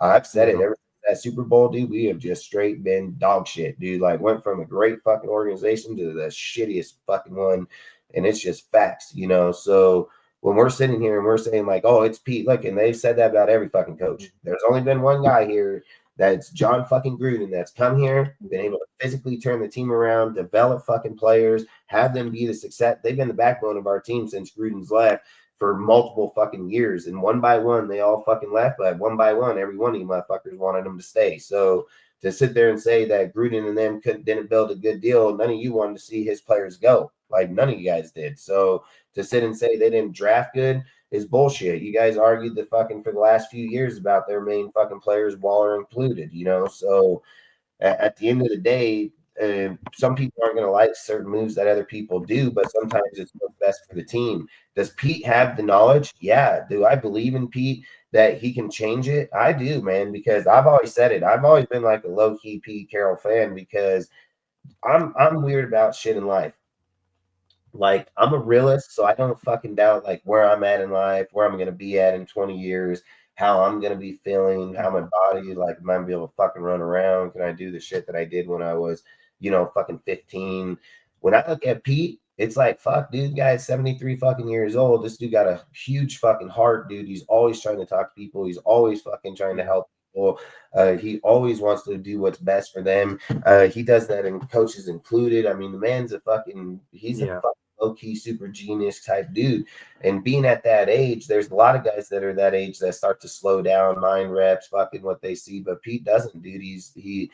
He's a fucking thriver, dude. Like, and it's just crazy. And I fucking feel like one day I hope I have his type energy or like that shit, because I feel like he'll live forever, But I just feel like he's smart. I think he knows what he's looking for. I think when he sees somebody out of position, he doesn't try to control them. I think he tries to understand them, see, like where they're faltering, and then him bring the style like, hey, try this or try that, because he has the experience where AP and some of his team doesn't have that fucking experience, nor fucking Josh or any of his. Like, when Bill is on there, you have to remember, no matter what staff member that gets put on that fucking staff, Bill's overseeing him.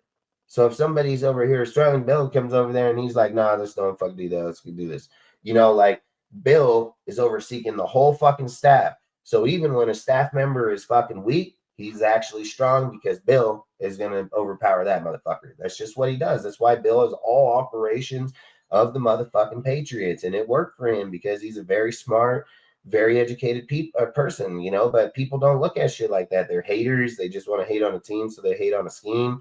You can't do that, man. When you're trying to build great organizations or great deals, this is kind of where I feel Pete stands in, where Pete builds a great staff and he puts great people, But there's the thing, like Pete said in that fucking podcast with Marshawn and fucking Robinson, is like when they asked him, like, was there a part when you were out at your grandkids' games or you're watching your son's games or things where you were like, move over, I can do it better than you, you know? And he was like, hell yeah. He's like, hell yeah, that's why I'm back here right now. And that's why I never retired, you know, because he still had the fight in him and he still has that deal where he sees something. He's like, hey, come here. Nah, we're fucking not doing that shit. You know, like that's something we haven't had. That's why John Gruden, as much as people may not like the way he did it, he overseeked everything for a reason. People that know what they're fucking doing need to have that power to say, hey man, I'm gonna hire you to do your job. That's facts. But when you start fucking failing, we're gonna fucking pick it up. Like that's why they're good. That's why they always had good records or did win fucking deals or not. You know, everybody has bad deals and nobody's gonna be perfect. And do we want to win every playoff and go to every Super Bowl? Yeah, but we've just never had. If John Gruden did not have to fucking resign, we'd probably easily fucking do it. But the fact that he had resigned, going through multiple teams, getting rid of our players, like we had to have so much fucking change again, which we've been used to for 20 straight fucking years. You know, that shit hurts you. That hurts your fucking team. It hurts the morale. It hurts all kinds of shit. But with Pete, I think it is different. I think Pete, when he's out here, the guy's crazy smart, dude. Like I've watched every presser for every dude for years. And when you just listen to Pete, man, like he's a smart motherfucker. He literally said, like, yeah, when I was out in the off season, you know, like when I went to USC because I didn't want to be in that building and feel uncomfortable or anything. And then he started relating it to the Niners with Seifert and Bush and Walsh, Bill Walsh, fucking, you know, he fucking was just straight like, hey, it was an uncomfortable factor. You don't want to put yourself in those scenarios, dude. He's like, it's just best that you know that it's time to go. And he fucking did. And he didn't take it with the deal. Like he took it like, okay, you guys don't want to fucking believe in me and let me run my team back, because that's what he wanted to do. He wanted to run it back with fucking Wagner and certain players, and they wanted to go a different direction, which maybe it did work better, you know, like, but at the end of the day, I believe Pete believes that he believes in his people. So it's really hard for him to sit and say, hey man, we won 5 out of 6 fucking games at the end of last year, and I'm just willing to give up on you. No, we got it together. Hopefully we can get it together early on next year, and then we can take it farther, because Pete believes in his fucking people. Where the team was like, hey, we want to go in a different direction. We want to put different people, and we want to head this direction, you know. But Pete, when he went off in the off season, then he was studying things. He was like, yeah, man, when I was with the Jets in New England and I got fucking, you know, cut, you know, like he was like, there's a time where you become humbled and you got to kind of understand like where you're faulting and how to pick it up in order to be successful in the NFL. Is basically, like you said, you can't be egotistically driven because of the fact that you'll just you'll deplete your own mind to where you start believing your own fucking things. It's like once you get a certain repetition in there, you're just going to keep repeating it because in your mind it thinks it's what's the best.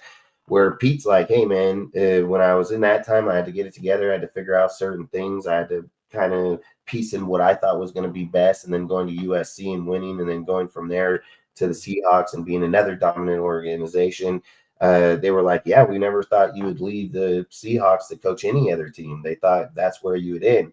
And he's like, hell, to have a chance at a fucking organization like Al Davis. Al Davis said years ago, dude, when we were going through all the coachings and everything, and he was at USC, Al Davis said, if there was anybody that was going to carry on the Raiders tradition that would hold it to what it is, he said Pete fucking Carroll, just because of the person he is, the kind of like who he is and how he carries his program.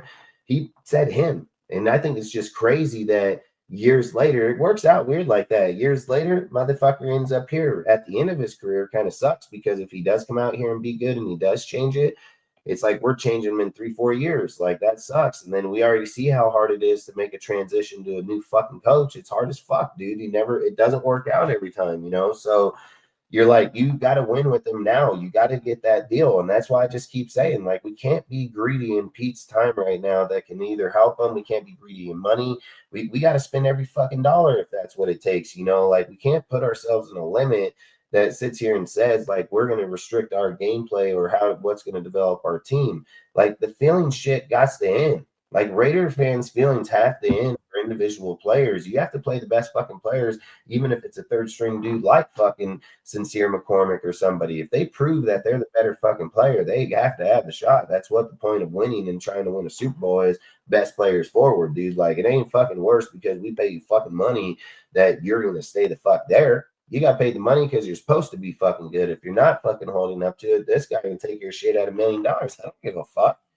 Fucking kudos to me, million versus 25. Fuck, I'm all for it, like, but to sit here and kind of limit ourselves like that, we're just hurting ourselves. So I just think like with the Pete Carroll regime right here, right now, I think look, I'm just telling you, if you put Terry on that team, we're gonna fucking win. We're gonna win. Like I don't give a fuck. And I've said this, like what the topic that I was basically talking about is Derek Carr. He sits out for a fucking year. Geno fucking struggles in this fucking deal. They can opt out of his contract, still get $18 fucking million again next year.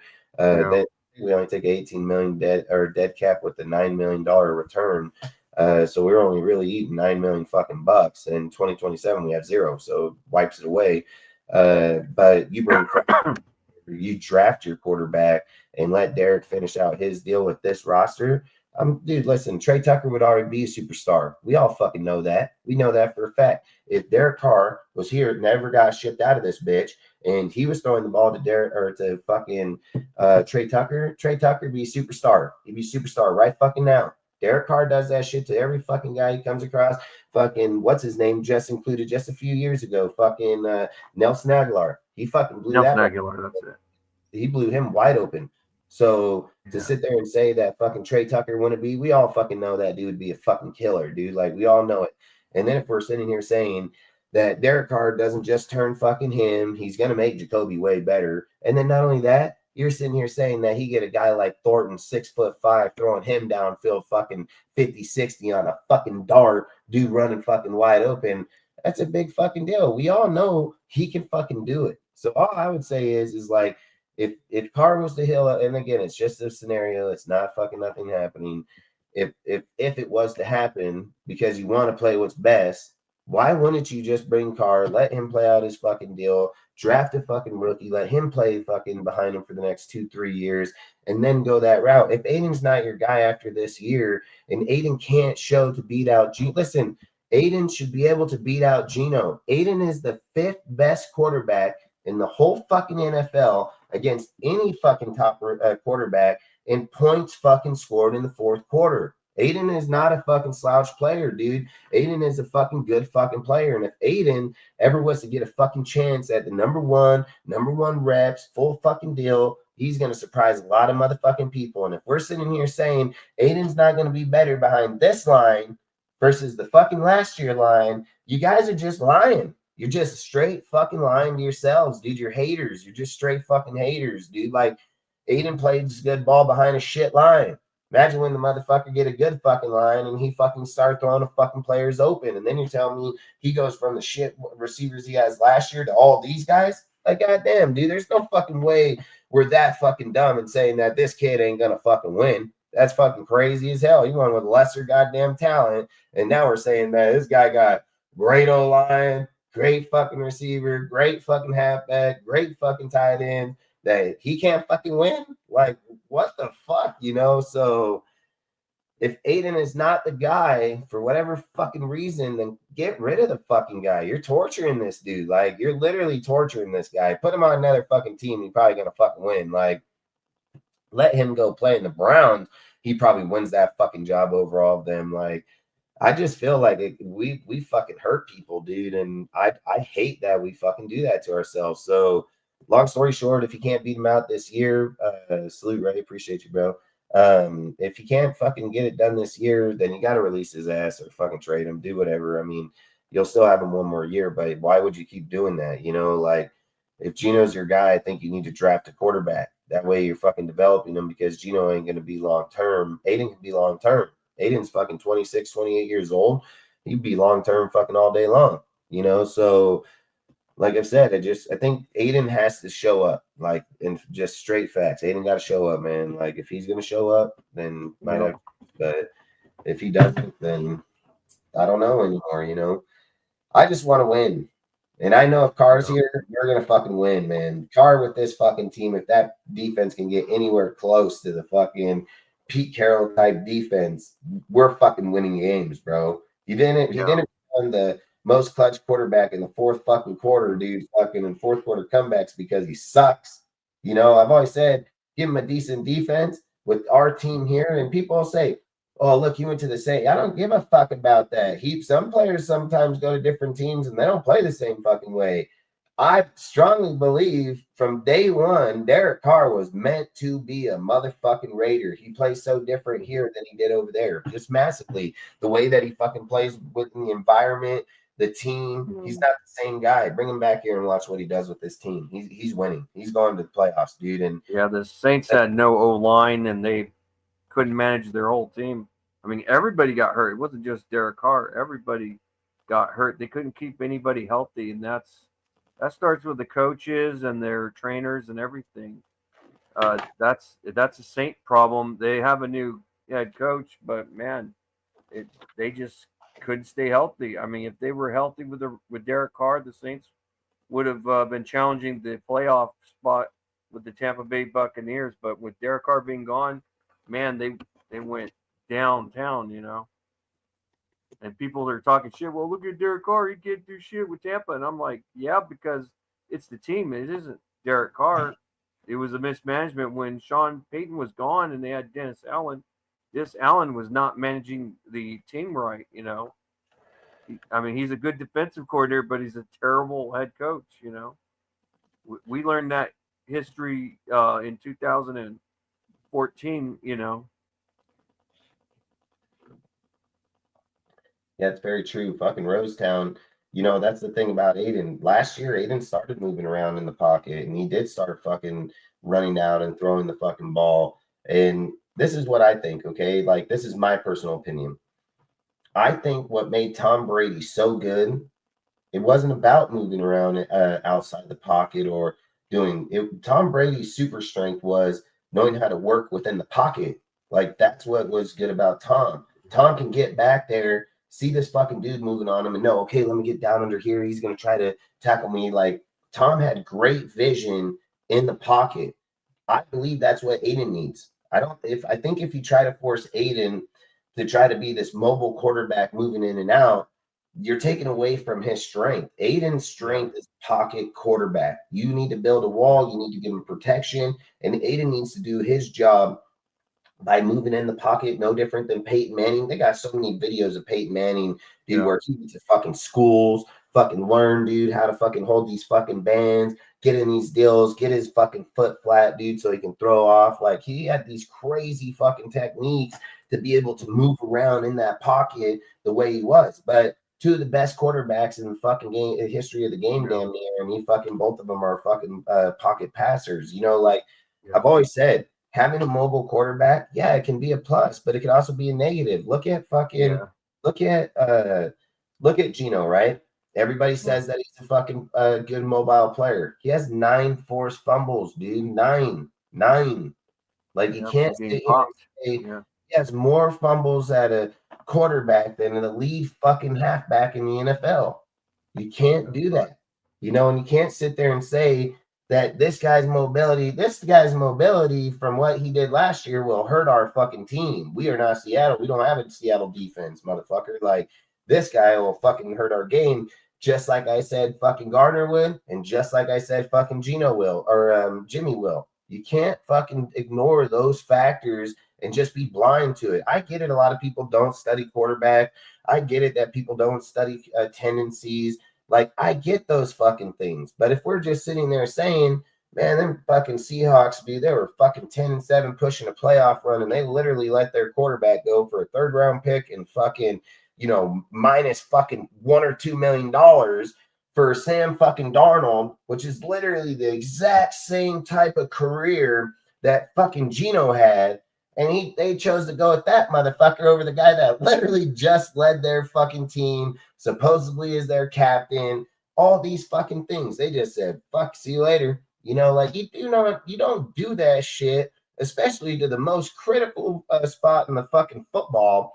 and you think that's a good quarterback. There's a reason they let him go like that. They didn't just fucking do Pete a favor. It's not how the fucking NFL works. It's not like, oh, hey, D, we love that you're over with the Raiders. Let's give you our starting quarterback. You know, that's not how it fucking works, dude. Like, so we can be blind to certain conversations because we want to be biased and we hope that we're going to win. There's nothing wrong with that, man, sometimes, you know, but you got to recognize that it's fucking kind of biased. Like, it's straight fucking biased as fuck when his stats and everything that matter otherwise are per saying otherwise.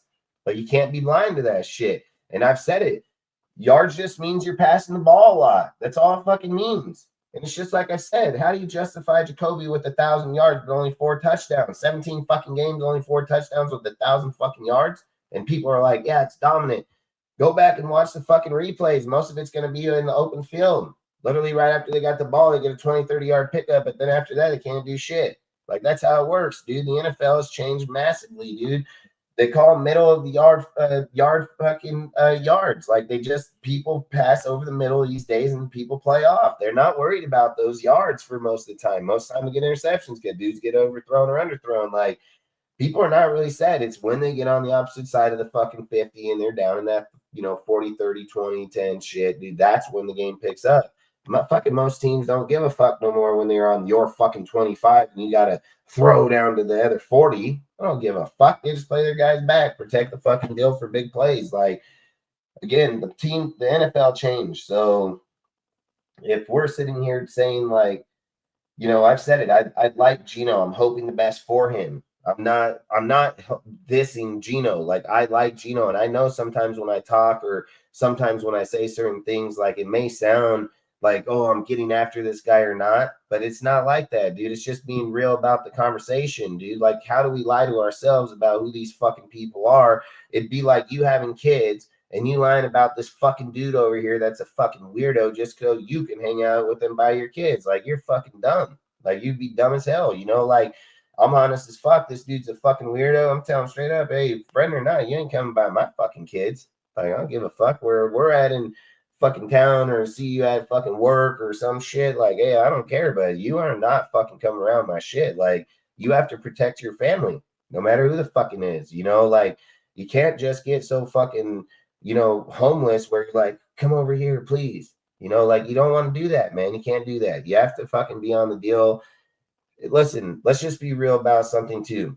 Spytek comes in this team, and it's the first fucking time he's damn near knocked every fucking draft pick out of the park.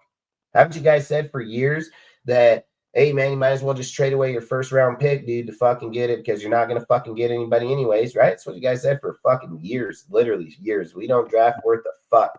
Then you have a Terry conversation and people are like, don't trade them draft picks. Don't trade them draft. Oh, why now? Why fucking now? Fucking 2 years ago, you fucking be like, give them away. Give them all away. Like, there's change. Change happens for a reason. Spytek ain't like these other fucking people. He fucking wanted to be a Raiders GM. He wanted to fucking be that guy that came here and made that change. And he didn't just fucking say, he fucking did it. See, he wasn't AP, man.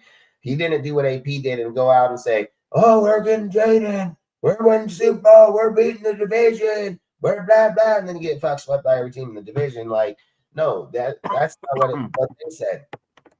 They said was, we're going to come in here. We're going to draft our fucking players. We're going to get our shit right. We're going to evaluate this fucking roster. We're going to pick up certain fucking players, even when people don't, think that they're not. They have a fucking strategy, and that strategy is so far panned out to this moment in time. And it's not only that it's panned out, it's that you're saying Genty, Beach, fucking Thornton, fucking Porter, fucking Grant, Rogers, like, you're talking to everybody. You're even talking to the point of Lindenberg. That's even more crazy. Like, when you're talking that far down your depth chart, we haven't done that for years. We haven't talked like that for years, let alone sit here and say Spytek's over here in a meeting and he says, hey, I want to see fucking Grant and Caleb be in that line by next year, fucking starting. Year 2 fucking starters. Like, when you hear him say that, I've said it, dude. Colton's days, man, unless that guy comes out and gives the team a fairly good team, I man, it's going to be really hard for him to say, hey, man, I'm not going to put Grant in there that had the highest protection rate fucking in college football at 91.4. Like, and fucking has done great in fucking camp. Like, there's no way you're going to convince Spytek. That's why he's here. He's here to make those decisions. I didn't draft you. I didn't fucking develop you. This is just business, bro. It's easy to have that conversation right now than it is to have it in fucking 2 years from now. You know, you start building a relationship. But Bond, he don't know these guys right now. That I'm telling you, if he felt like Colton and them were those guys, they'd give him the money. Why would it matter? Even if you have $38 million and you write Colton deal, you can backload the fucking deal and give him a signing bonus even to not have to pay him nothing. And you can probably get free up more money. But they didn't fucking do that. They didn't come to, even if you're paying them $28 million a year, you can say, hey, okay, we'll give you the 25 fucking million or 28 million, dude. We'll give you 2-3 years. We'll fucking backload it, but or you can even front load it right now, have them sign a fucking check and pay you. And then fucking we can get you at like 7 million on the fucking cap this year. And then you can fucking move some of the money around. That's what would be smart. Why wouldn't you sign Jakobi now at $15 fucking million, knowing that? Because they're like, we don't know if he knows the system. We don't know if he fucking is going to be able to play in this. We don't know how he's going to gel with Chip Kelly. That's what they're fucking thinking. And that goes for Colton, and that goes for every goddamn dude down that line, to be honest. You know, like, they are trying to fill every fucking person. I think they're just setting the statement right away saying, I don't care if your name's Colton or not, man. We'll be willing to move you or trade you or fucking sign you. Like, I don't think he's against signing him. I just think when somebody says, okay, we're already paying you X amount of dollars right now because you're under contract, but you want us to rewrite you a contract and take away from our cap money. And then now you're wanting fucking $28 million where we have 38. So you're leaving with this, you know, let's just say 10, 15 million. We give you a signing bonus, you know, things of those factors. So they're keeping still, you know, a little bit of money. That move kind of doesn't make sense. It's like Spytek said, if Colton don't show up in camp, Grant playing that spot. Grant will take that spot. There ain't even a fucking debate or challenge for it. It's Grant's fucking spot. Like, that's how determined they are about Grant getting that fucking spot. It ain't just now. It'll come here shortly, you know, and it's gonna come down to money, dude. It's not gonna come down to did fucking Colton not play well, did Colton not produce. It's gonna come down to money. It's gonna come down that he's gonna want money, and they're just gonna say, hey man, we can't build a Super Bowl team if we're giving everybody fucking $30 million. You know, like, that's why I think Spytek's here, dude. He's not gonna do it. He's seen it in the contracts he's given right now. The crazy part about them is they get low fucking guys where people are like, man, I don't really know if I'd have got that fucking guy. Then they show up here in camp and you're like, God damn, that guy's playing fucking really good. You know, like, I'm telling you, it's like a fucking Patriot kind of deal all over again, where they would go out, get fucking dudes that were fucking, like, again, Kappa, fucking Johnson, fucking few guys they've already got on this goddamn roster, Stokes, few dudes. Patriots used to do this shit all the time because Bill said, people would ask him, hey, Bill, why'd you take that second rounder and the first rounder here? And Bill would tell him, well, that guy's best for that position. I don't care where you guys label this guy best for that position for what we're looking for now. And that's the kind of the feeling I feel here, where you got Stokes, he's a goddamn slot corner, but you're playing him on the outside. It's like they feel that's the best player for that position here. You know, like, it's just like Johnson. They're like, fucking Johnson played good over there. They're even talking about fucking taking Harper, dude, from the safety position and bringing him down and putting him in this corner position because he played corner over there in fucking college. So, like, they're talking about all kind of crazy shit at the moment. So I just think when you have a coach or a GM that's able to see those types of vision, dude, just like Carroll's taken offensive players and played them defense and defensive players and played them offense. Some coaches just have that knack. They know, hey, look at that guy. That guy moves really good fucking that corner. Why don't we put him at the receiver? Because look how he breaks out his breaks. And, like, they can understand those fucking things. And it's things we'll never know because we're not there on the field. We're not into that much. But my point is that I believe Pete, any coach that's been here for a minute, if Pete can't fucking do it, man, I don't know who's going to do it. I'm just going to be 100% honest to you guys. Like, if Pete can't do it, I don't know who's fucking doing it. Unless Jim Harbaugh comes over here. I mean, I don't know who's going to do it. Like, literally, I don't know who's going to do it. Like, are we just going to have to wait till some fucking magical day, some fucking guy comes out and just the stupid shit ends up being the best shit? Or are you going to try to go out there and say, fuck everything I've tried. I'm just going to try to hire the best coach in the NFL, which you're not going to get Andy Reid from the fucking Chiefs. So then what are you doing? You know, like, it's literally like Andy Reid and nobody else. Like, that's how I feel about it. I mean, maybe if you got Sean Payton, and you were able to bring him up here, I probably wouldn't, go against that one. But I don't think I would take Kyle Shanahan. I mean, I'm not fucking doing that. I've said it. I would take fucking Jim Harbaugh over Kyle Shanahan at this moment, because Shanahan's gone there and just fucking fell flat on his face, where Harbaugh's built teams, built dominant motherfucking teams, and he's gotten there and he's only lost to bullshit. Like Harbaugh probably has the best success to go to a Super Bowl and win right now. Like, if we're talking about a coach that just come in or has that type of aura that's gonna build the team and get there, like, I don't think he's coming here to lose this time. Like, I think he's just too developed now, dude. The way he is, the way he looked at his team last year with, fucking going with Edwards and fucking Dobbs, dude. Dobbin, like, you just see how you tested waters that way, and then boom, look, you're gonna go fucking a Varian Hampton and fucking Najee Harris, dude. Like, massive difference, but he's gonna kick the fuck out of you, like. And that's all I kind of think about, dude. Like, I try to evaluate all fucking teams, just like the fucking Broncos, dude. Got a really good fucking team over there, dude. Like, you cannot discredit who they've picked up in the draft, who they've picked up in the fucking free agency. Like, we can hate a team and an organization all we want, but we can't be blind to who's on the teams or who's playing for those teams or things of those factors. Like, we have to pay attention to all these little details, because if we're not looking at them now, these coaches are doing the same shit. There's no doubt that I'd be thinking about it, and they're not. And they're getting paid that money, because if you're not being aware of what they're doing, there's no way you just face them up and then you're going to have the mentality, okay, if we play them the first time and lose, we'll know how to beat them the second time.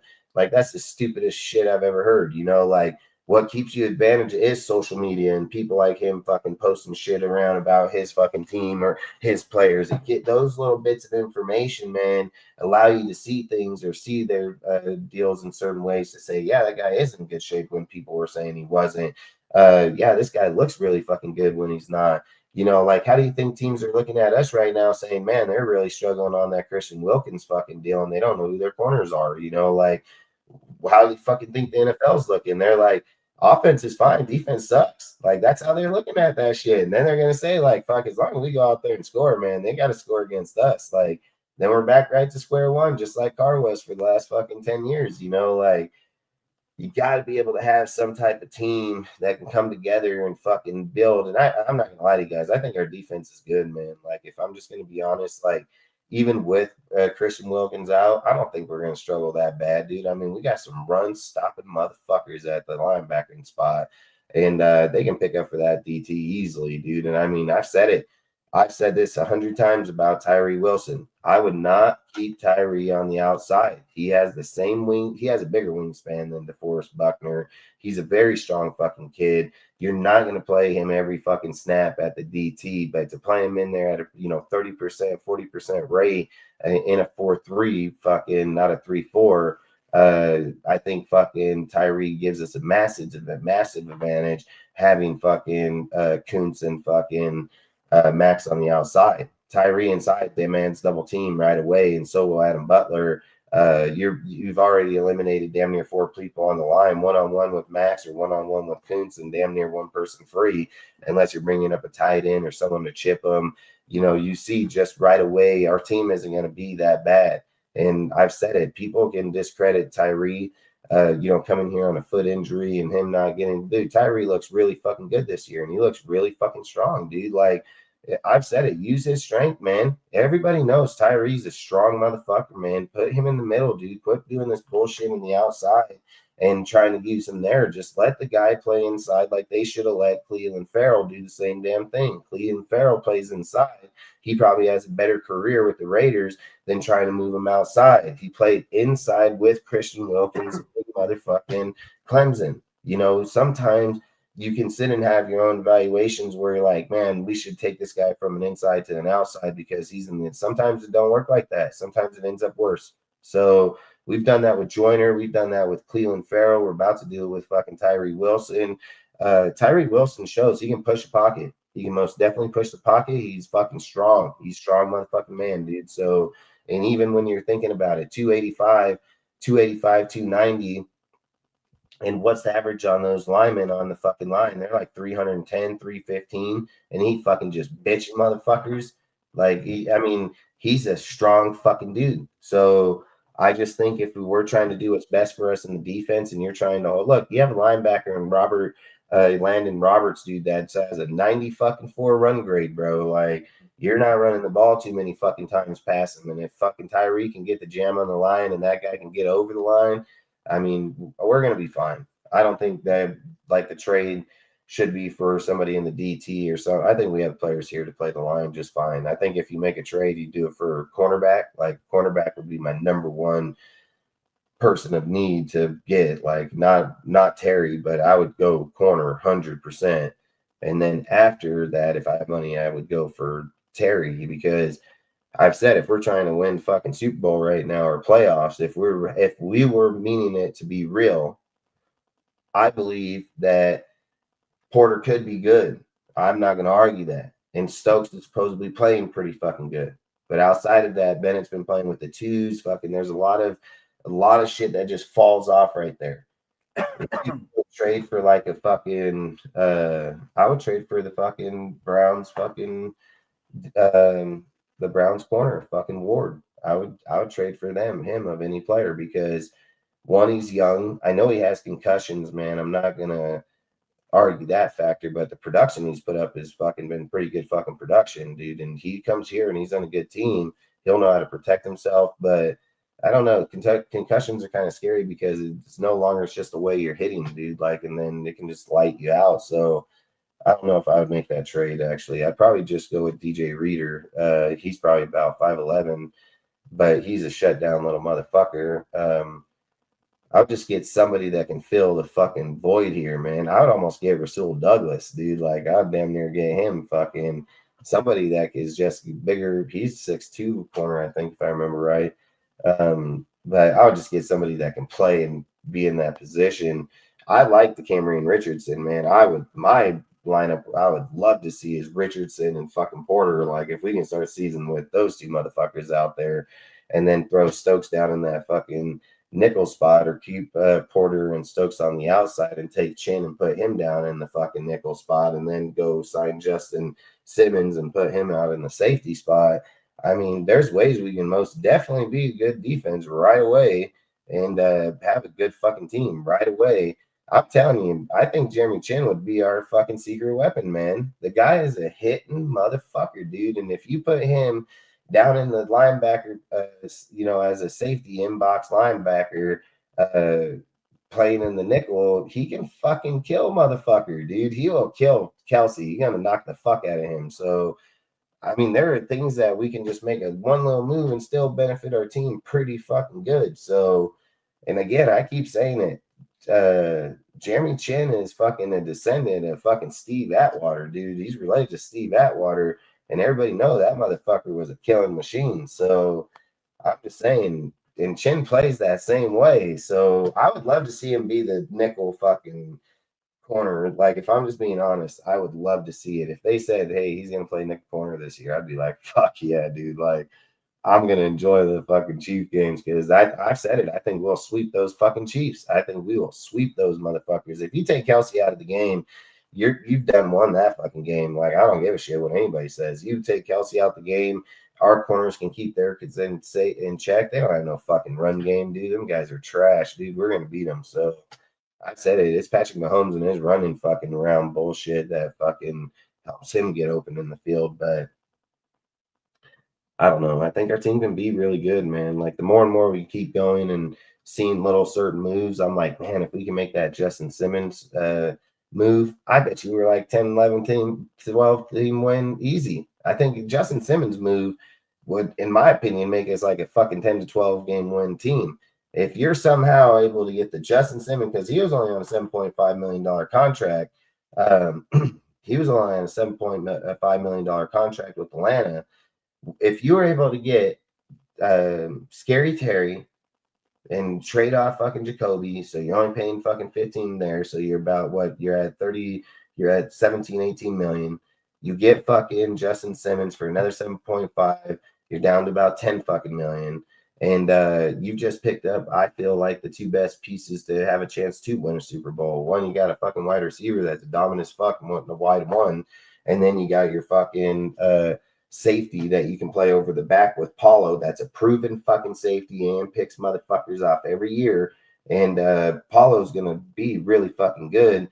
And then you just move Chin down in that box, man. I think we would fuck teams up, dude. So, and it's not only that, we would fucking, our offense would be good, bro. Like I'm telling you, I think every time I think about the offense, I don't even fucking think about it. Like, would getting Terry over and probably be better? I'm not gonna say maybe, but fucking, do I care if we do or not? Fuck no, this team's stacked, bro. Like if all these players play to the potential they can and the way they can on this team, I don't know how you're blocking them. I don't know. You dude, you lucky if you got two good corners. You're lucky. So I don't know how you're blocking all our guys. I mean, if Chip just wanted to be a bitch, if Chip just wanted to bully ball motherfuckers, just like the fucking greatest show on turf did with fucking the Rams, you just go out there and put 5 wide out there and be like, cover them. Fucking what players you guys, you can cover their guys every game. Like, you can just play bully ball, dude, if these guys show up. If they don't show up, I mean, you still have a pretty good team between your receivers, tight ends, halfback. You still have a good proven core in there. But if they all show up, you can just bully ball them. I mean, they don't have the corners, they don't have linebackers, they don't have personnel. They just don't have it. So, and I'm not gonna lie, I mean, that's the difference where it's like Geno can just be the next greatest quarterback that has come in here and had a resurgence, because he's gonna be put in the perfect option to be able to succeed like that. Like he's gonna be in there. So if somebody's gonna do it, could Rich Gannon revitalize his career from the Chiefs as much as Geno can with us? I'm not going to argue he could. Anything's possible. So I'm just hoping that they do, because otherwise we got to go the whole entire draft part. But what do you think, man? Like, what do you think? Yeah, and it depends. Like when you have a new addition of players, no matter how good they are, they have to be and synchronize. If they don't synchronize, it doesn't matter how good they are. They're not going to play well. I mean, they'll play okay, but it's about having chemistry. It doesn't matter like how many veteran players. I mean, if you do have quite a bit of veteran players on your team, yeah, it can synchronize a lot better. But it's always about synchronization, where they have to all and synchronize. And yeah, Pete Carroll has in the past when he was with Seattle Seahawks.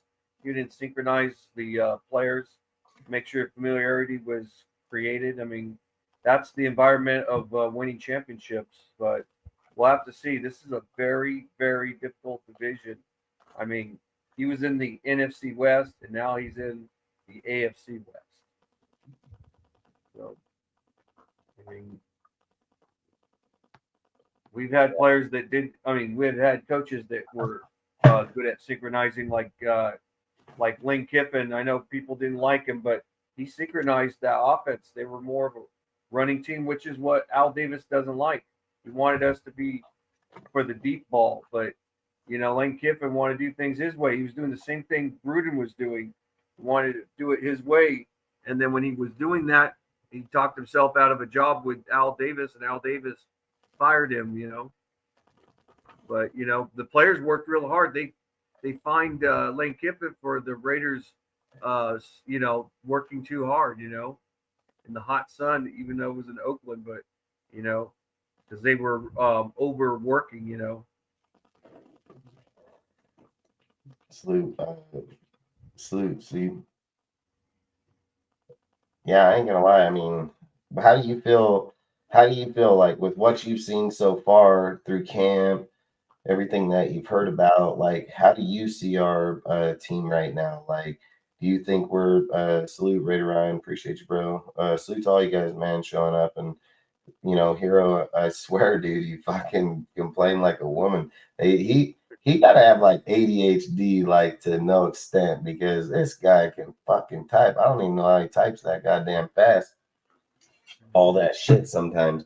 I've said it, man. Like I can't keep saying it, dude. Like we're gonna have to time him out for a little while, dude, because I hate seeing that it's still the same fucking jack shit, dude. So annoying. Yeah, I type pretty fast on my computer, but on a phone or something, I am not that fast. This guy types so fucking quick sometimes. I'm like, God damn, man, slow down, dude. Like, fucking guy got copy paste, copy paste, copy paste, copy paste, copy paste. Fucking, he's probably like Taliban. Fucking, he's like, fucking, I don't know, but I think fucking, yeah, you gotta quit fucking yapping about fucking Jack, bro. You're making me think you like him. Like, you almost make me that you like Jack, like in the way that you need to get his fucking phone number and call him. Like, I'm telling you, we can't keep fucking talking about it. He said I got timed out. I'm gonna time you out for the whole show. I'm gonna time you out the whole fucking show, bro. Like, I can't keep looking at you and Jack making love over here in the fucking conversation. Like, we can't do that, bro.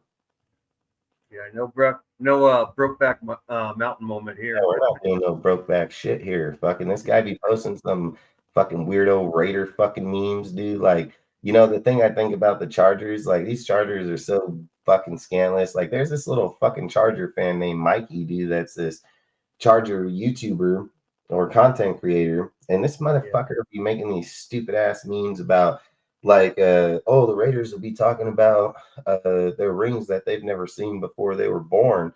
And I'm sitting there thinking, like, okay, you didn't just say that because you're literally talking about a fucking guy that has 3 rings with this team. You have fucking 0, bro. You've been here for 65 motherfucking years, and you got a big old fat fucking egg. Like, what the fuck are you talking about? Like, it fucking annoys the fuck out of me, dude. Like, I can't fucking.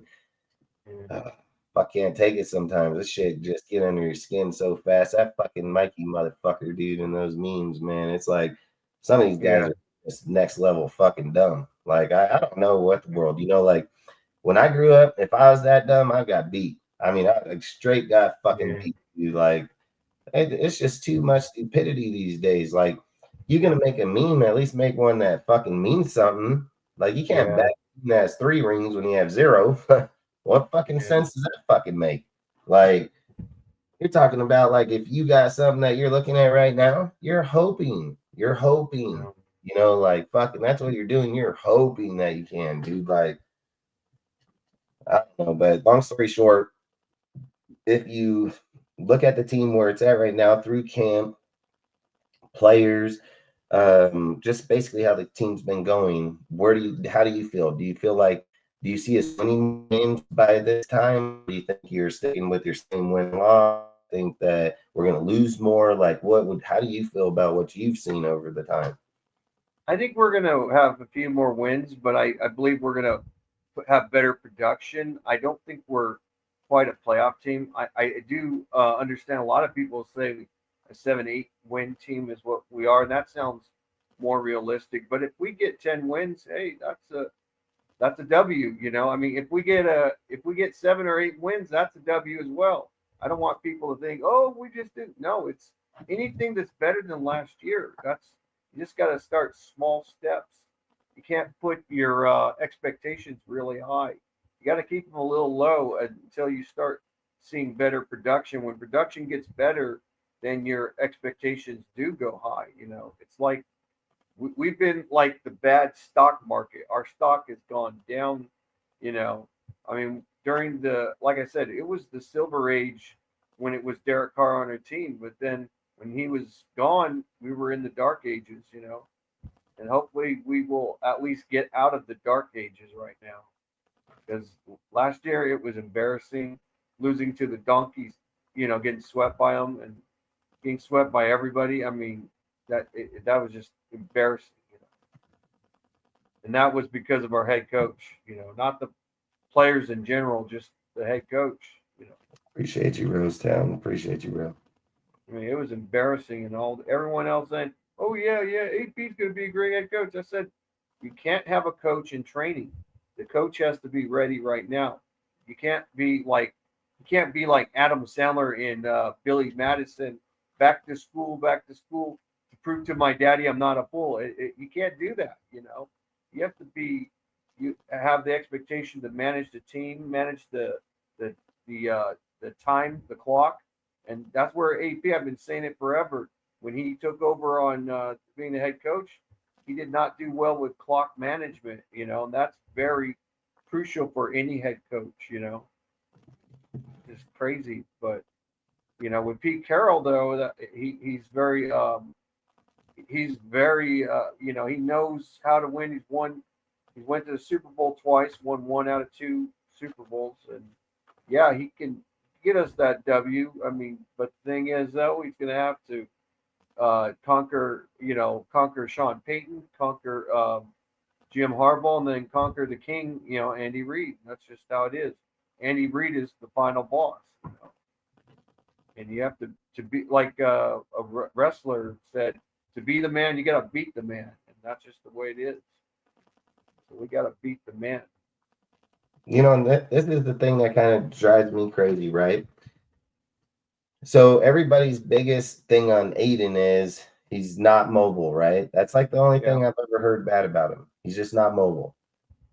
But for a guy that's not mobile, he went into the Chiefs fucking house, right? Where the first time when he played him, he fucking he didn't even make it out of the first quarter. After the first quarter, he never completed another pass, right? But this time he came back around. He had fucking probably just as equal, if not a little, could have been a little more, a little less fucking team.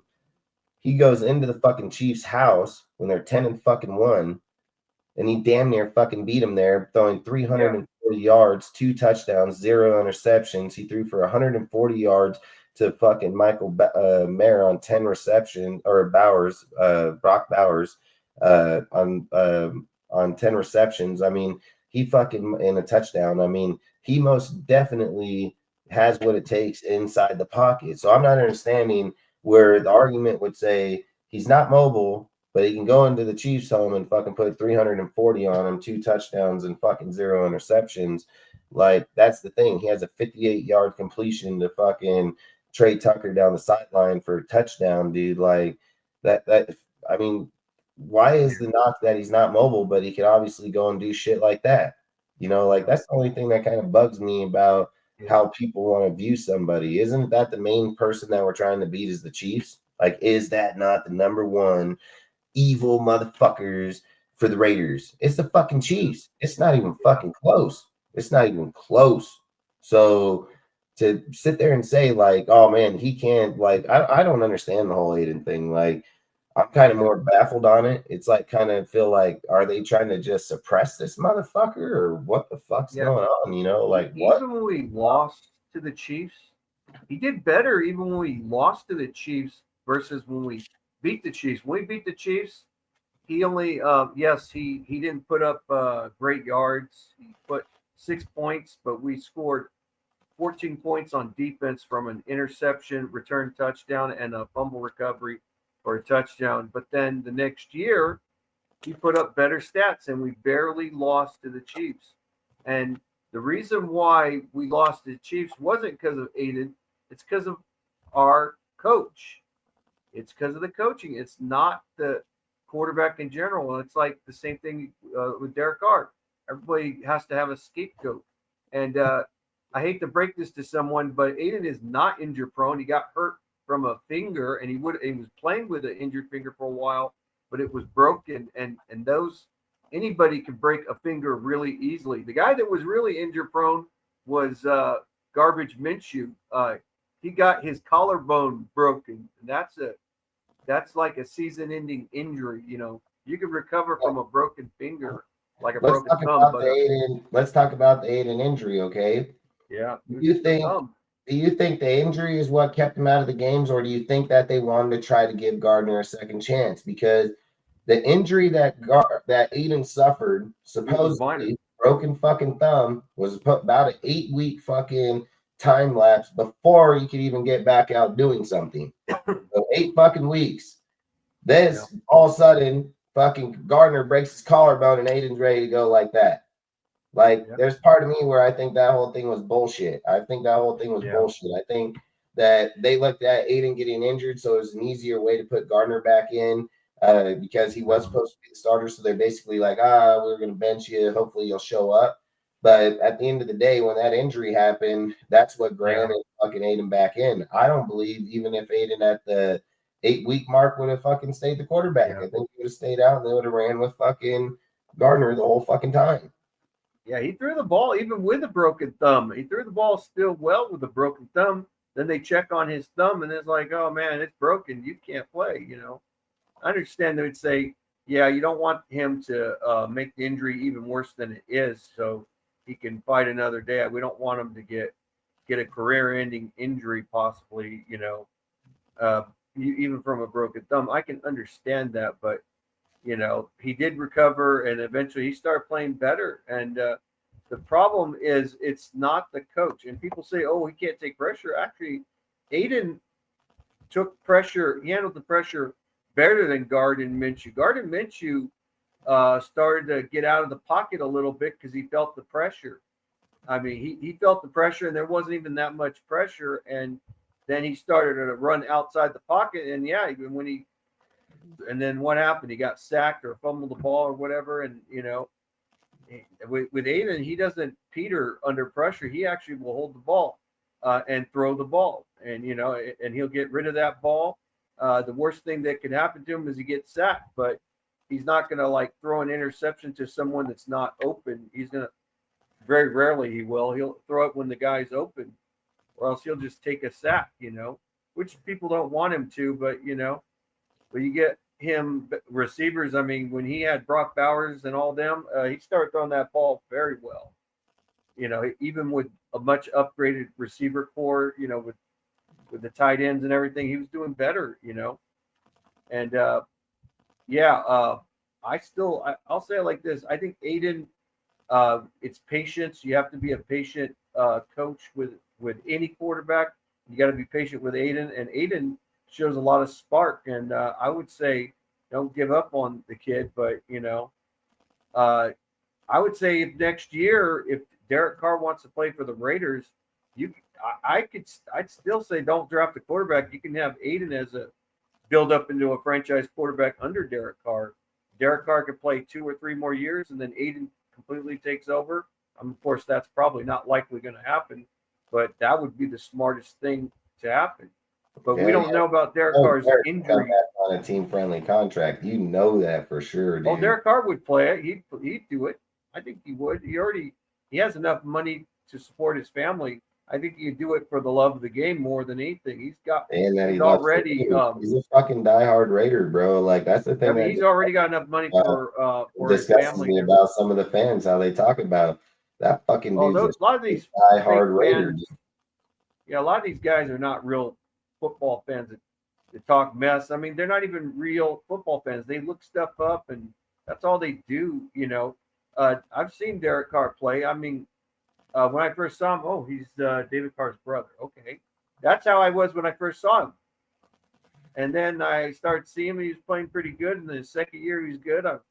I was digging on Derek Carr. I didn't just dig on him like really quickly.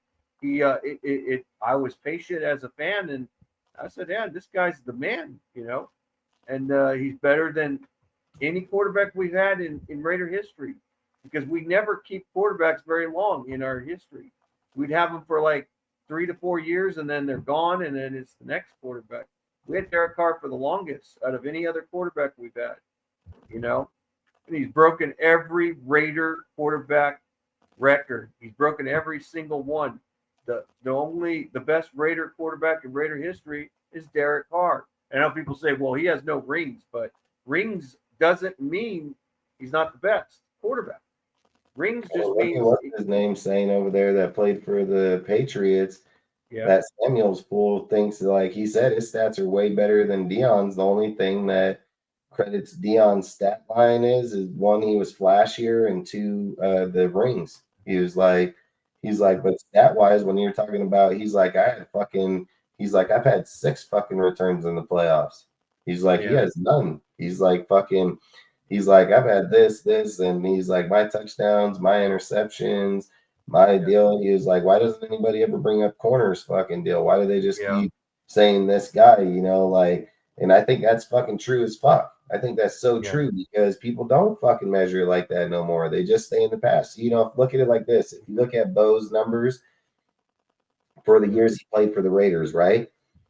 Like maybe in that era, those were big numbers.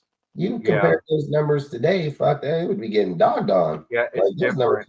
Fucking dogged on right now. There's halfbackers that probably ain't even that good that would beat those numbers. They're just basically damn near 1,000-yard fucking halfback every year.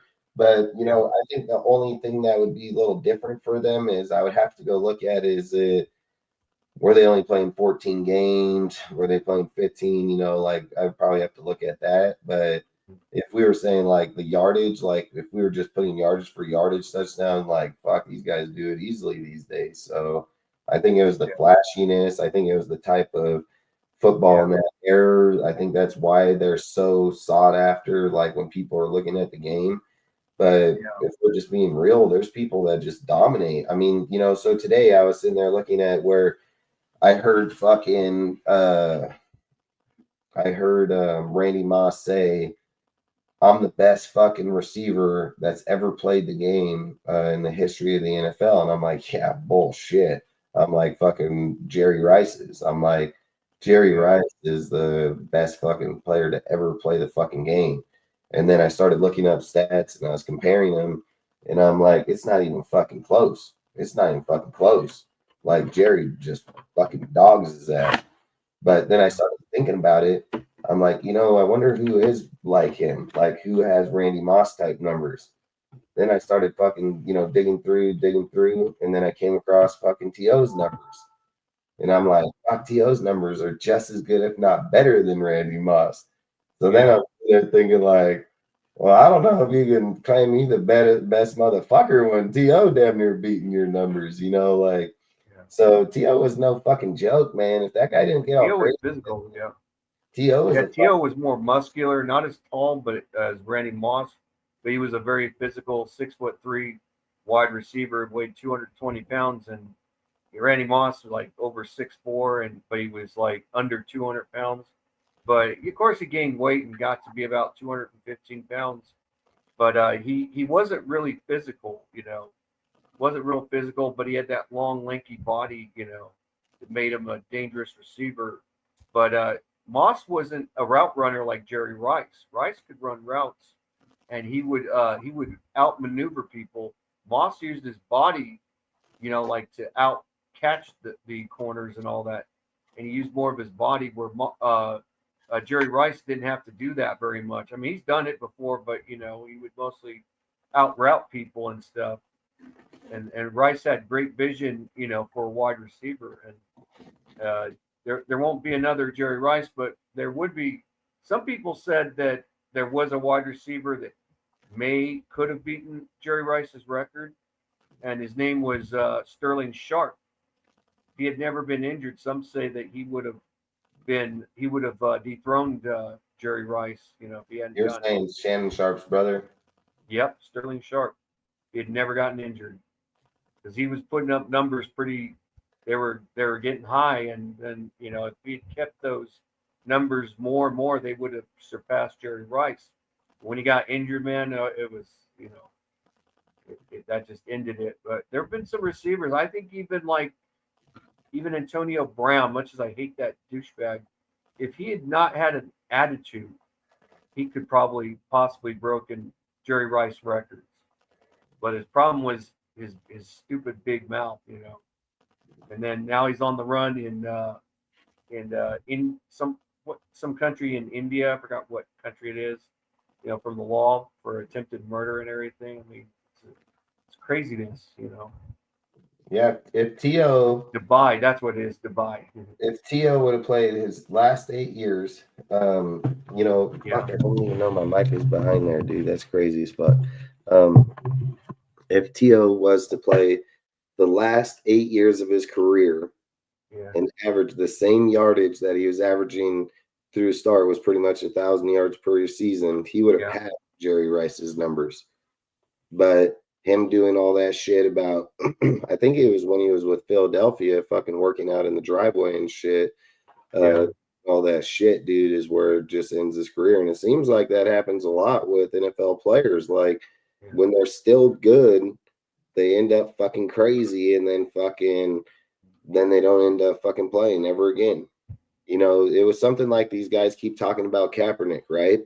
Yeah. I was here thinking about the conversation with Kaepernick. I was like, a lot of people think like the NFL wasn't going to give Kaepernick another chance. Kaepernick was never going to, play in there. Look, I would be willing to bet anything I own that if Kaepernick was to go to the XFL and play a year, he would have fucking came right back to the NFL. I think he would have came right fucking back to the NFL. But sometimes a guy's pride gets in his fucking way where he thinks it's beneath him and he don't want to fucking do it. Where then you look at like Damon Arnett, that was a good fucking player in college, came out, fucking kind of struggled with our team because of the injury with his hand and everything, but he still played good fucking ball when he could. Did he get beat sometimes? Yeah, but I think the hand injury fucking most definitely plagued him. He had the Henry Ruggs fucking shit happen to him, so that's another fucking whammy. Then he has the guns fucking happen to him, which is another whammy. Then he fucking gets cut. Then he goes to the, few years fucking it's been the UFL.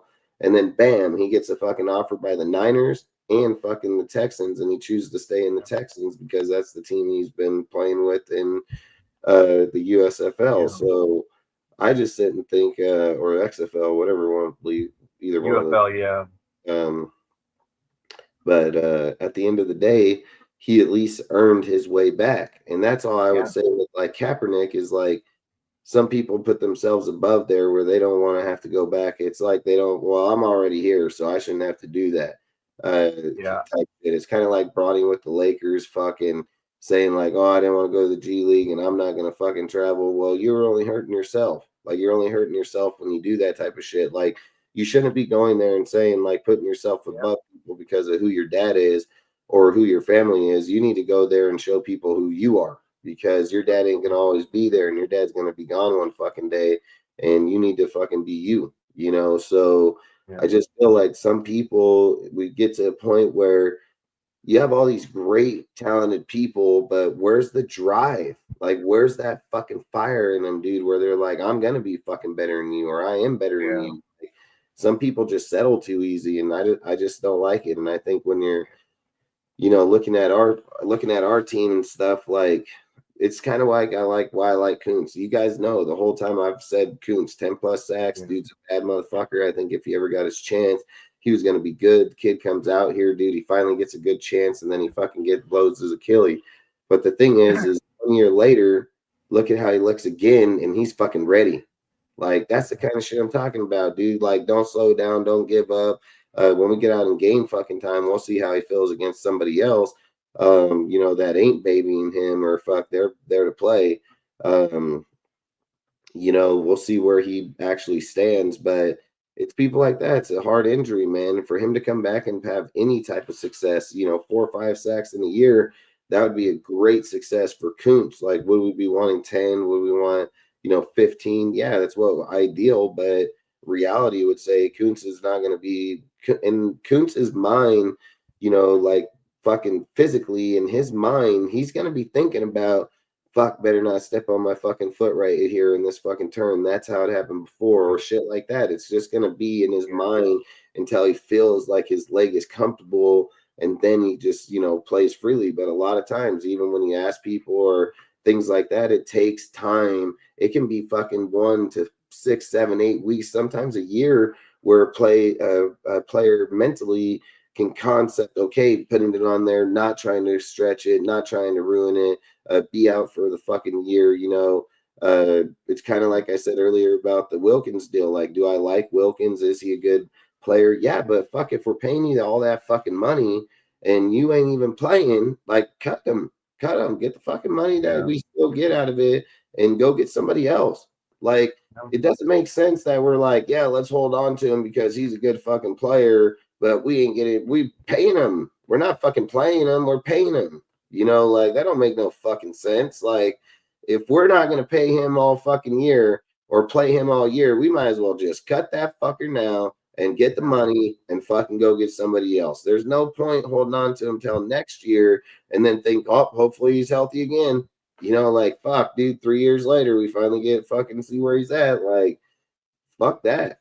Fuck that. Give me the money. See you later. Sorry, man. I wish it would have worked out, but that's what bosses do. That's what fucking smart motherfuckers do. Like, you don't fucking Ain't no fucking feelings, man. Like, it's not no feelings in there, dude. It's about business. What fucking wins now, you know? So I get how people feel, but we can't do that, man. We can't do that. But said motivator talker for the Raiders will talk. You know, fuck. It says it's facts. This and it says the difference between good and creative. It proves everyone in the NFL is good because they make the league. I mean, like you said, look at there's 32 coaches out there, and there's like 5 or 10 coaches that separate themselves from everybody. Like everybody else is getting fired, exchanged, fucking rotated, fucking all these things, but there's still the same 10 dudes up there that's been doing the same thing for years. You know, like it's just 32 teams, dude, 32 people in the whole fucking world, and it's the same fucking 10, maybe adding one new guy every per year, you know, like it would be like if Pete didn't go out there and win, it wouldn't look right because Pete's one of those 10. You know what I mean? Like even if he's with Seattle or probably somewhere else, like everybody knows he's a successful coach, you know. So there's zero statistics that say Pete Carroll leaving fucking the Seahawks to come to the Raiders that he's going to struggle at all. There's no statistic that's like I told you guys about Harbaugh. I said the same shit about Harbaugh. I said there's no statistic in Jim Harbaugh's fucking career that says him leaving from one team going to the other outside of, I think it was Stanford the first year, that he was going to fucking lose. Like Harbaugh is a fucking winner and Pete Carroll is a fucking winner. So I think they know what it takes, man. Like, and I think we're gonna be all right with this team. I think we'll have a really good team. I think we're gonna be all right, man. You have anything else you want to add? No, I'm pretty good. I'm just getting a little tired. I have an appointment tomorrow at 11 a.m. Hell yeah! What do you got to get it? What do you got to do? See a not psychiatrist, but psychologist. Oh, nice. Yeah. Well, I hope you have a good meeting or whatever you got to do, and yeah, we'll be going live probably on Saturday, probably most likely, and we'll have more talks. You know, like I've always said, dude, I just like talking football. I like talking talks, so I'm gonna talk about all kind of subjects, all kind of topics. We're in the off season. We gotta wait till the shit gets going again. So I've always said, keep it fucking football related and fucking hero. Quit fucking talking to Jack, man. Like literally. Outside of that, otherwise, I'm just gonna stop the show. I'm gonna stop the show, and then I'm gonna have you sit and explain to everybody what it is about Jack that you fucking have to deal with. So we'll listen to your whole fucking comments. We'll listen to all of them. And then at the end of you writing all those top comments and what Jack's done or what this is done, you know what's going to happen? Everybody's going to be like, no one gives a fuck. And then we're going to say, let's fucking get back to football. That's what everybody's going to say. Like, we can most definitely stop, dude, and let you type out every word you want to say about him. Like, nobody cares, dude. Like, at the end of the day, you either like dudes or you don't. You block them so you don't see them. Like, it's kind of crazy. Like, this is the things I think about content. If you're trying to do what's best for your team, best for your knowledge, best for your experience being in any chat or any place, it would make sense to block that fucking guy so he cannot fucking contact you. He cannot say nothing to you. And then you can talk to the people that want to fucking talk to you. Like it has zero sense to sit and say like, hey man, fucking this and that about you or this and that about you or blah, blah, blah, blah, blah. I'm going to expose you. What do you want to say that's going to expose them? I mean, this is the thing I'm not understanding. I'm not going to give a fucking, there's nothing on here that, unless it's like some just off the wall black market shit, but there's nothing on here that you're going to bring up that was talked about on somebody else's channel, somebody else's chat, that's going to just be like, oh, fuck, you know, like it's obviously been publicly noted. It's on a fucking live video somewhere, you know, like, so these are the things I'm not understanding. Why not just block the motherfucker? And then you never have to talk to him. And then your experience isn't going back and forth about the same shit for like, you know, fucking hour, 2 hours. Like, that's so crazy. Like, that's so crazy, man. Like, I like you, dude. I think you're a good dude. but I've said this about my channel and my shit. Like, I'm gonna do what's best for my fucking channel. Like, feelings aside or not, like, I think what I'm gonna say it is, and I'm gonna tell Jack the same thing. If you guys don't block each other in this fucking chat, and then you fucking come in here and talk, I'm just gonna ban you. I'm not gonna time you out. I'm not gonna keep doing the every fucking time look over here. It's a fucking mile long of the same conversation. Like, I won't even bother timing you out. I'll just ban you. Like, at that point, I think, like you said, you guys ain't here on the channel for the right reasons. So I've said it. I'm a cool dude. I want people to be here to fucking talk football, but it can't fucking have people that keep reiterating the same conversation over and over and over and over. The definition of fucking insanity is doing the exact same fucking thing over and over, expecting a different result. And I think it becomes just, it is fucking tedious. So all I would say is, what I would say is like, if you want to stay on the channel, I'd block him, because if you don't block him, I'm gonna ban you. Like, and I'm gonna ban him too. Like, straight up. Like, I've said this so many times that I'm cool with a lot of people, but if people tend to fucking go out there and do like their own shit and be like, hey, I know, I'm gonna ban all you motherfuckers, know me or not, man. Like, I've asked to not do it. I've told you not to do it. Like, I don't try to be a dick unless I have to, but I will fucking do it in a heartbeat. Like, it's easy for me. But I just think, like, in order to be a human being or a man in life, I'm pretty sure you got to be around 18 fucking or 20. I'm pretty sure you have to have some common fucking sense that says, hey, you know what? Why do I keep fucking messaging this guy? Like, at a certain point when you're messaging him, it's like you're antagonizing him. Like, that's how it is. It's just antagonize. Like, it's no different than him doing it to you. He messed back, he messaged back. It's like I said, I'll just ban both of you guys, and then you guys can go to somebody else's channel and you guys can finish having that conversation in their fucking chat the whole time. You know, like, either be here for why everybody else is here to watch the fucking games, or to sit here and fucking be in the chat.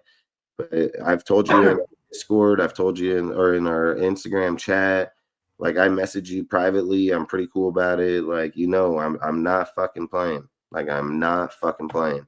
If we come live next time and you and fucking Jack are over here fucking back and forth, I'm fucking kicking both of you. I don't give a fuck. Like, I mean, I've asked nice. I've fucking said it 3-4 times. Like, we can solve this problem, but I don't think I don't think admin in the chat should have to time you out, or somebody ask for you to time you out. And I don't think I should have to stop doing the show to literally go to your name and then fucking put a time restriction on you and then time you out. Like, why are we having to be punished over something? First off, never happened in this fucking chat. Second off, I've literally said I don't give a flying fuck about what other people talk about in their shit, or on their fucking channels. I've made that clear as fucking day, and I can't make it any more clearer. And I get it, you may like the Chargers or not, and I don't give a fuck, but I can tell you like this, Charger fan, Raider fan or not, you ain't coming up my shit fucking it up. Like, that's just straight fucking fact. There's a certain point of disrespect to not fucking stop doing it. And then at that point, you can't fucking sit and feel sorry for nobody no more, because you've literally asked them numerous times. You know, like, I'm just going to make it as clear as fucking day and as clear as English is physically possible. If you and Jack in the next fucking live keep going back and forth, I will ban both of you, and you will never come back to my channel. You won't hit me up in the Instagram chat and be like, hey, bro, let me get them blocked to come back. You are not fucking coming back. Like, I do not do that ban shit and then fucking unban you. Like, you make it on the ban list, fucking adios, motherfuckers, like, straight up. So I don't ever, you know, so I'm just trying to make it as clear as day. Please come here for the right reasons, man. Because if I went to your shit, I would do the same thing, you know. So outside of that, it's got to go the same way. Chats, fucking, you know, YouTube chats. Like, you got to start controlling yourself as a human being, man, to not feel like every comment needs a response. Like, every time someone talks, you do not need to answer them. Like, you do not need to say something to him. You know, motherfucker says something. All right, whatever. Fucking move on. You know, like, You can't worry about what every fucking person thinks out here, man. Like, nobody cares. Nobody cares. Any person that's successful in life, we're gonna do you. That's the least fucking thing in your problem. When you focus on shit like that, you're never going nowhere in life. You're never gonna go fucking nowhere. I promise you, dude. You will be a McDonald's employee, motherfucker, your whole life, dude. Like, you're not going nowhere because you can't have antagonized fucking shit like that. And the easiest things that strike you means confrontation with the people that you're trying to manage or have behind you. Like, you can't do those things. So you got to be able to control yourself, man.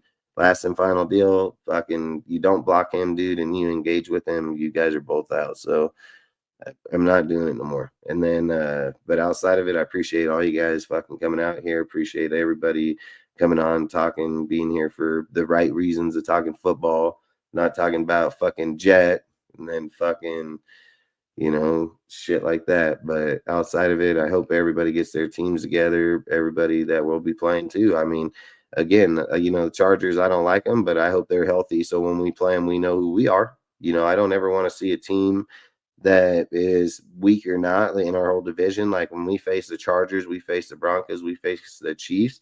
I want them all at the fucking most healthiest that they can be. That way I know when we get there to fucking play them 2 times now and maybe 1 time in the fucking playoffs, that we know that we're fucking stronger. Like that's the shit I like about Pete, man. We're going to be strong. Our team's going to be strong as fuck. So I just think like he said about fucking Ashton, man, when he first got here, he was kind of getting lazy because he was that first round pick. He kind of felt and Pete pulled him to the side and was like, hell no, like you're here for a reason, man. You need to make it known here, So he most definitely taking the approach to be like, fucking, I want you to see me, So I think we're going to be good. I think we'll be pretty good. I mean, I still have us around the 8-9 win deal, but if we got Terry, I'd fucking say like 10-12 right away. I swear, I don't care if Gino's the quarterback or not. I'd be like, yeah, we're fucking 10-12 win team fucking right now. Like, there ain't a fucking doubt. But I just feel like where we're at, I'd kind of keep it where it is. We'll see when we get into camp. Gino picks up and he does really good. We can be 10-win team. Like, I'm not going to argue it. I've said it like, we have the players, we have the people. It's just how fast can they learn the fucking plays? How fast can they get their calls? How fast do they come together? I mean, there's a lot of moving pieces. So you're just thinking like, man, if you can be second or third in your division, get fucking, a few wins under your belt this year, then get ready for next year. You'll be good. But, like I say, teams surprise people all the time. You can come out here and next thing you know, we got the best, the greatest team ever. We might have the shittiest team ever. So we just don't know. But outside of it, I really do appreciate you guys. Appreciate all you guys showing up to talk football. And outside of that, I always say stay safe, dude, and fucking Raider Nation for life. And if you want to give a shout out before we go, head on, Rudy. Yeah, later, everyone. And let's win. Let's see how we do in the preseason. Let's see how we do in the regular season. Let's just be really optimistic. Stay, still have faith in Raider Nation no matter how bad things look. Yep, facts. Like, that's straight facts, man. So outside of that, appreciate all you guys tonight, and then we'll catch you on Saturday. Peace out. Raider Nation for life, baby. Later, everyone.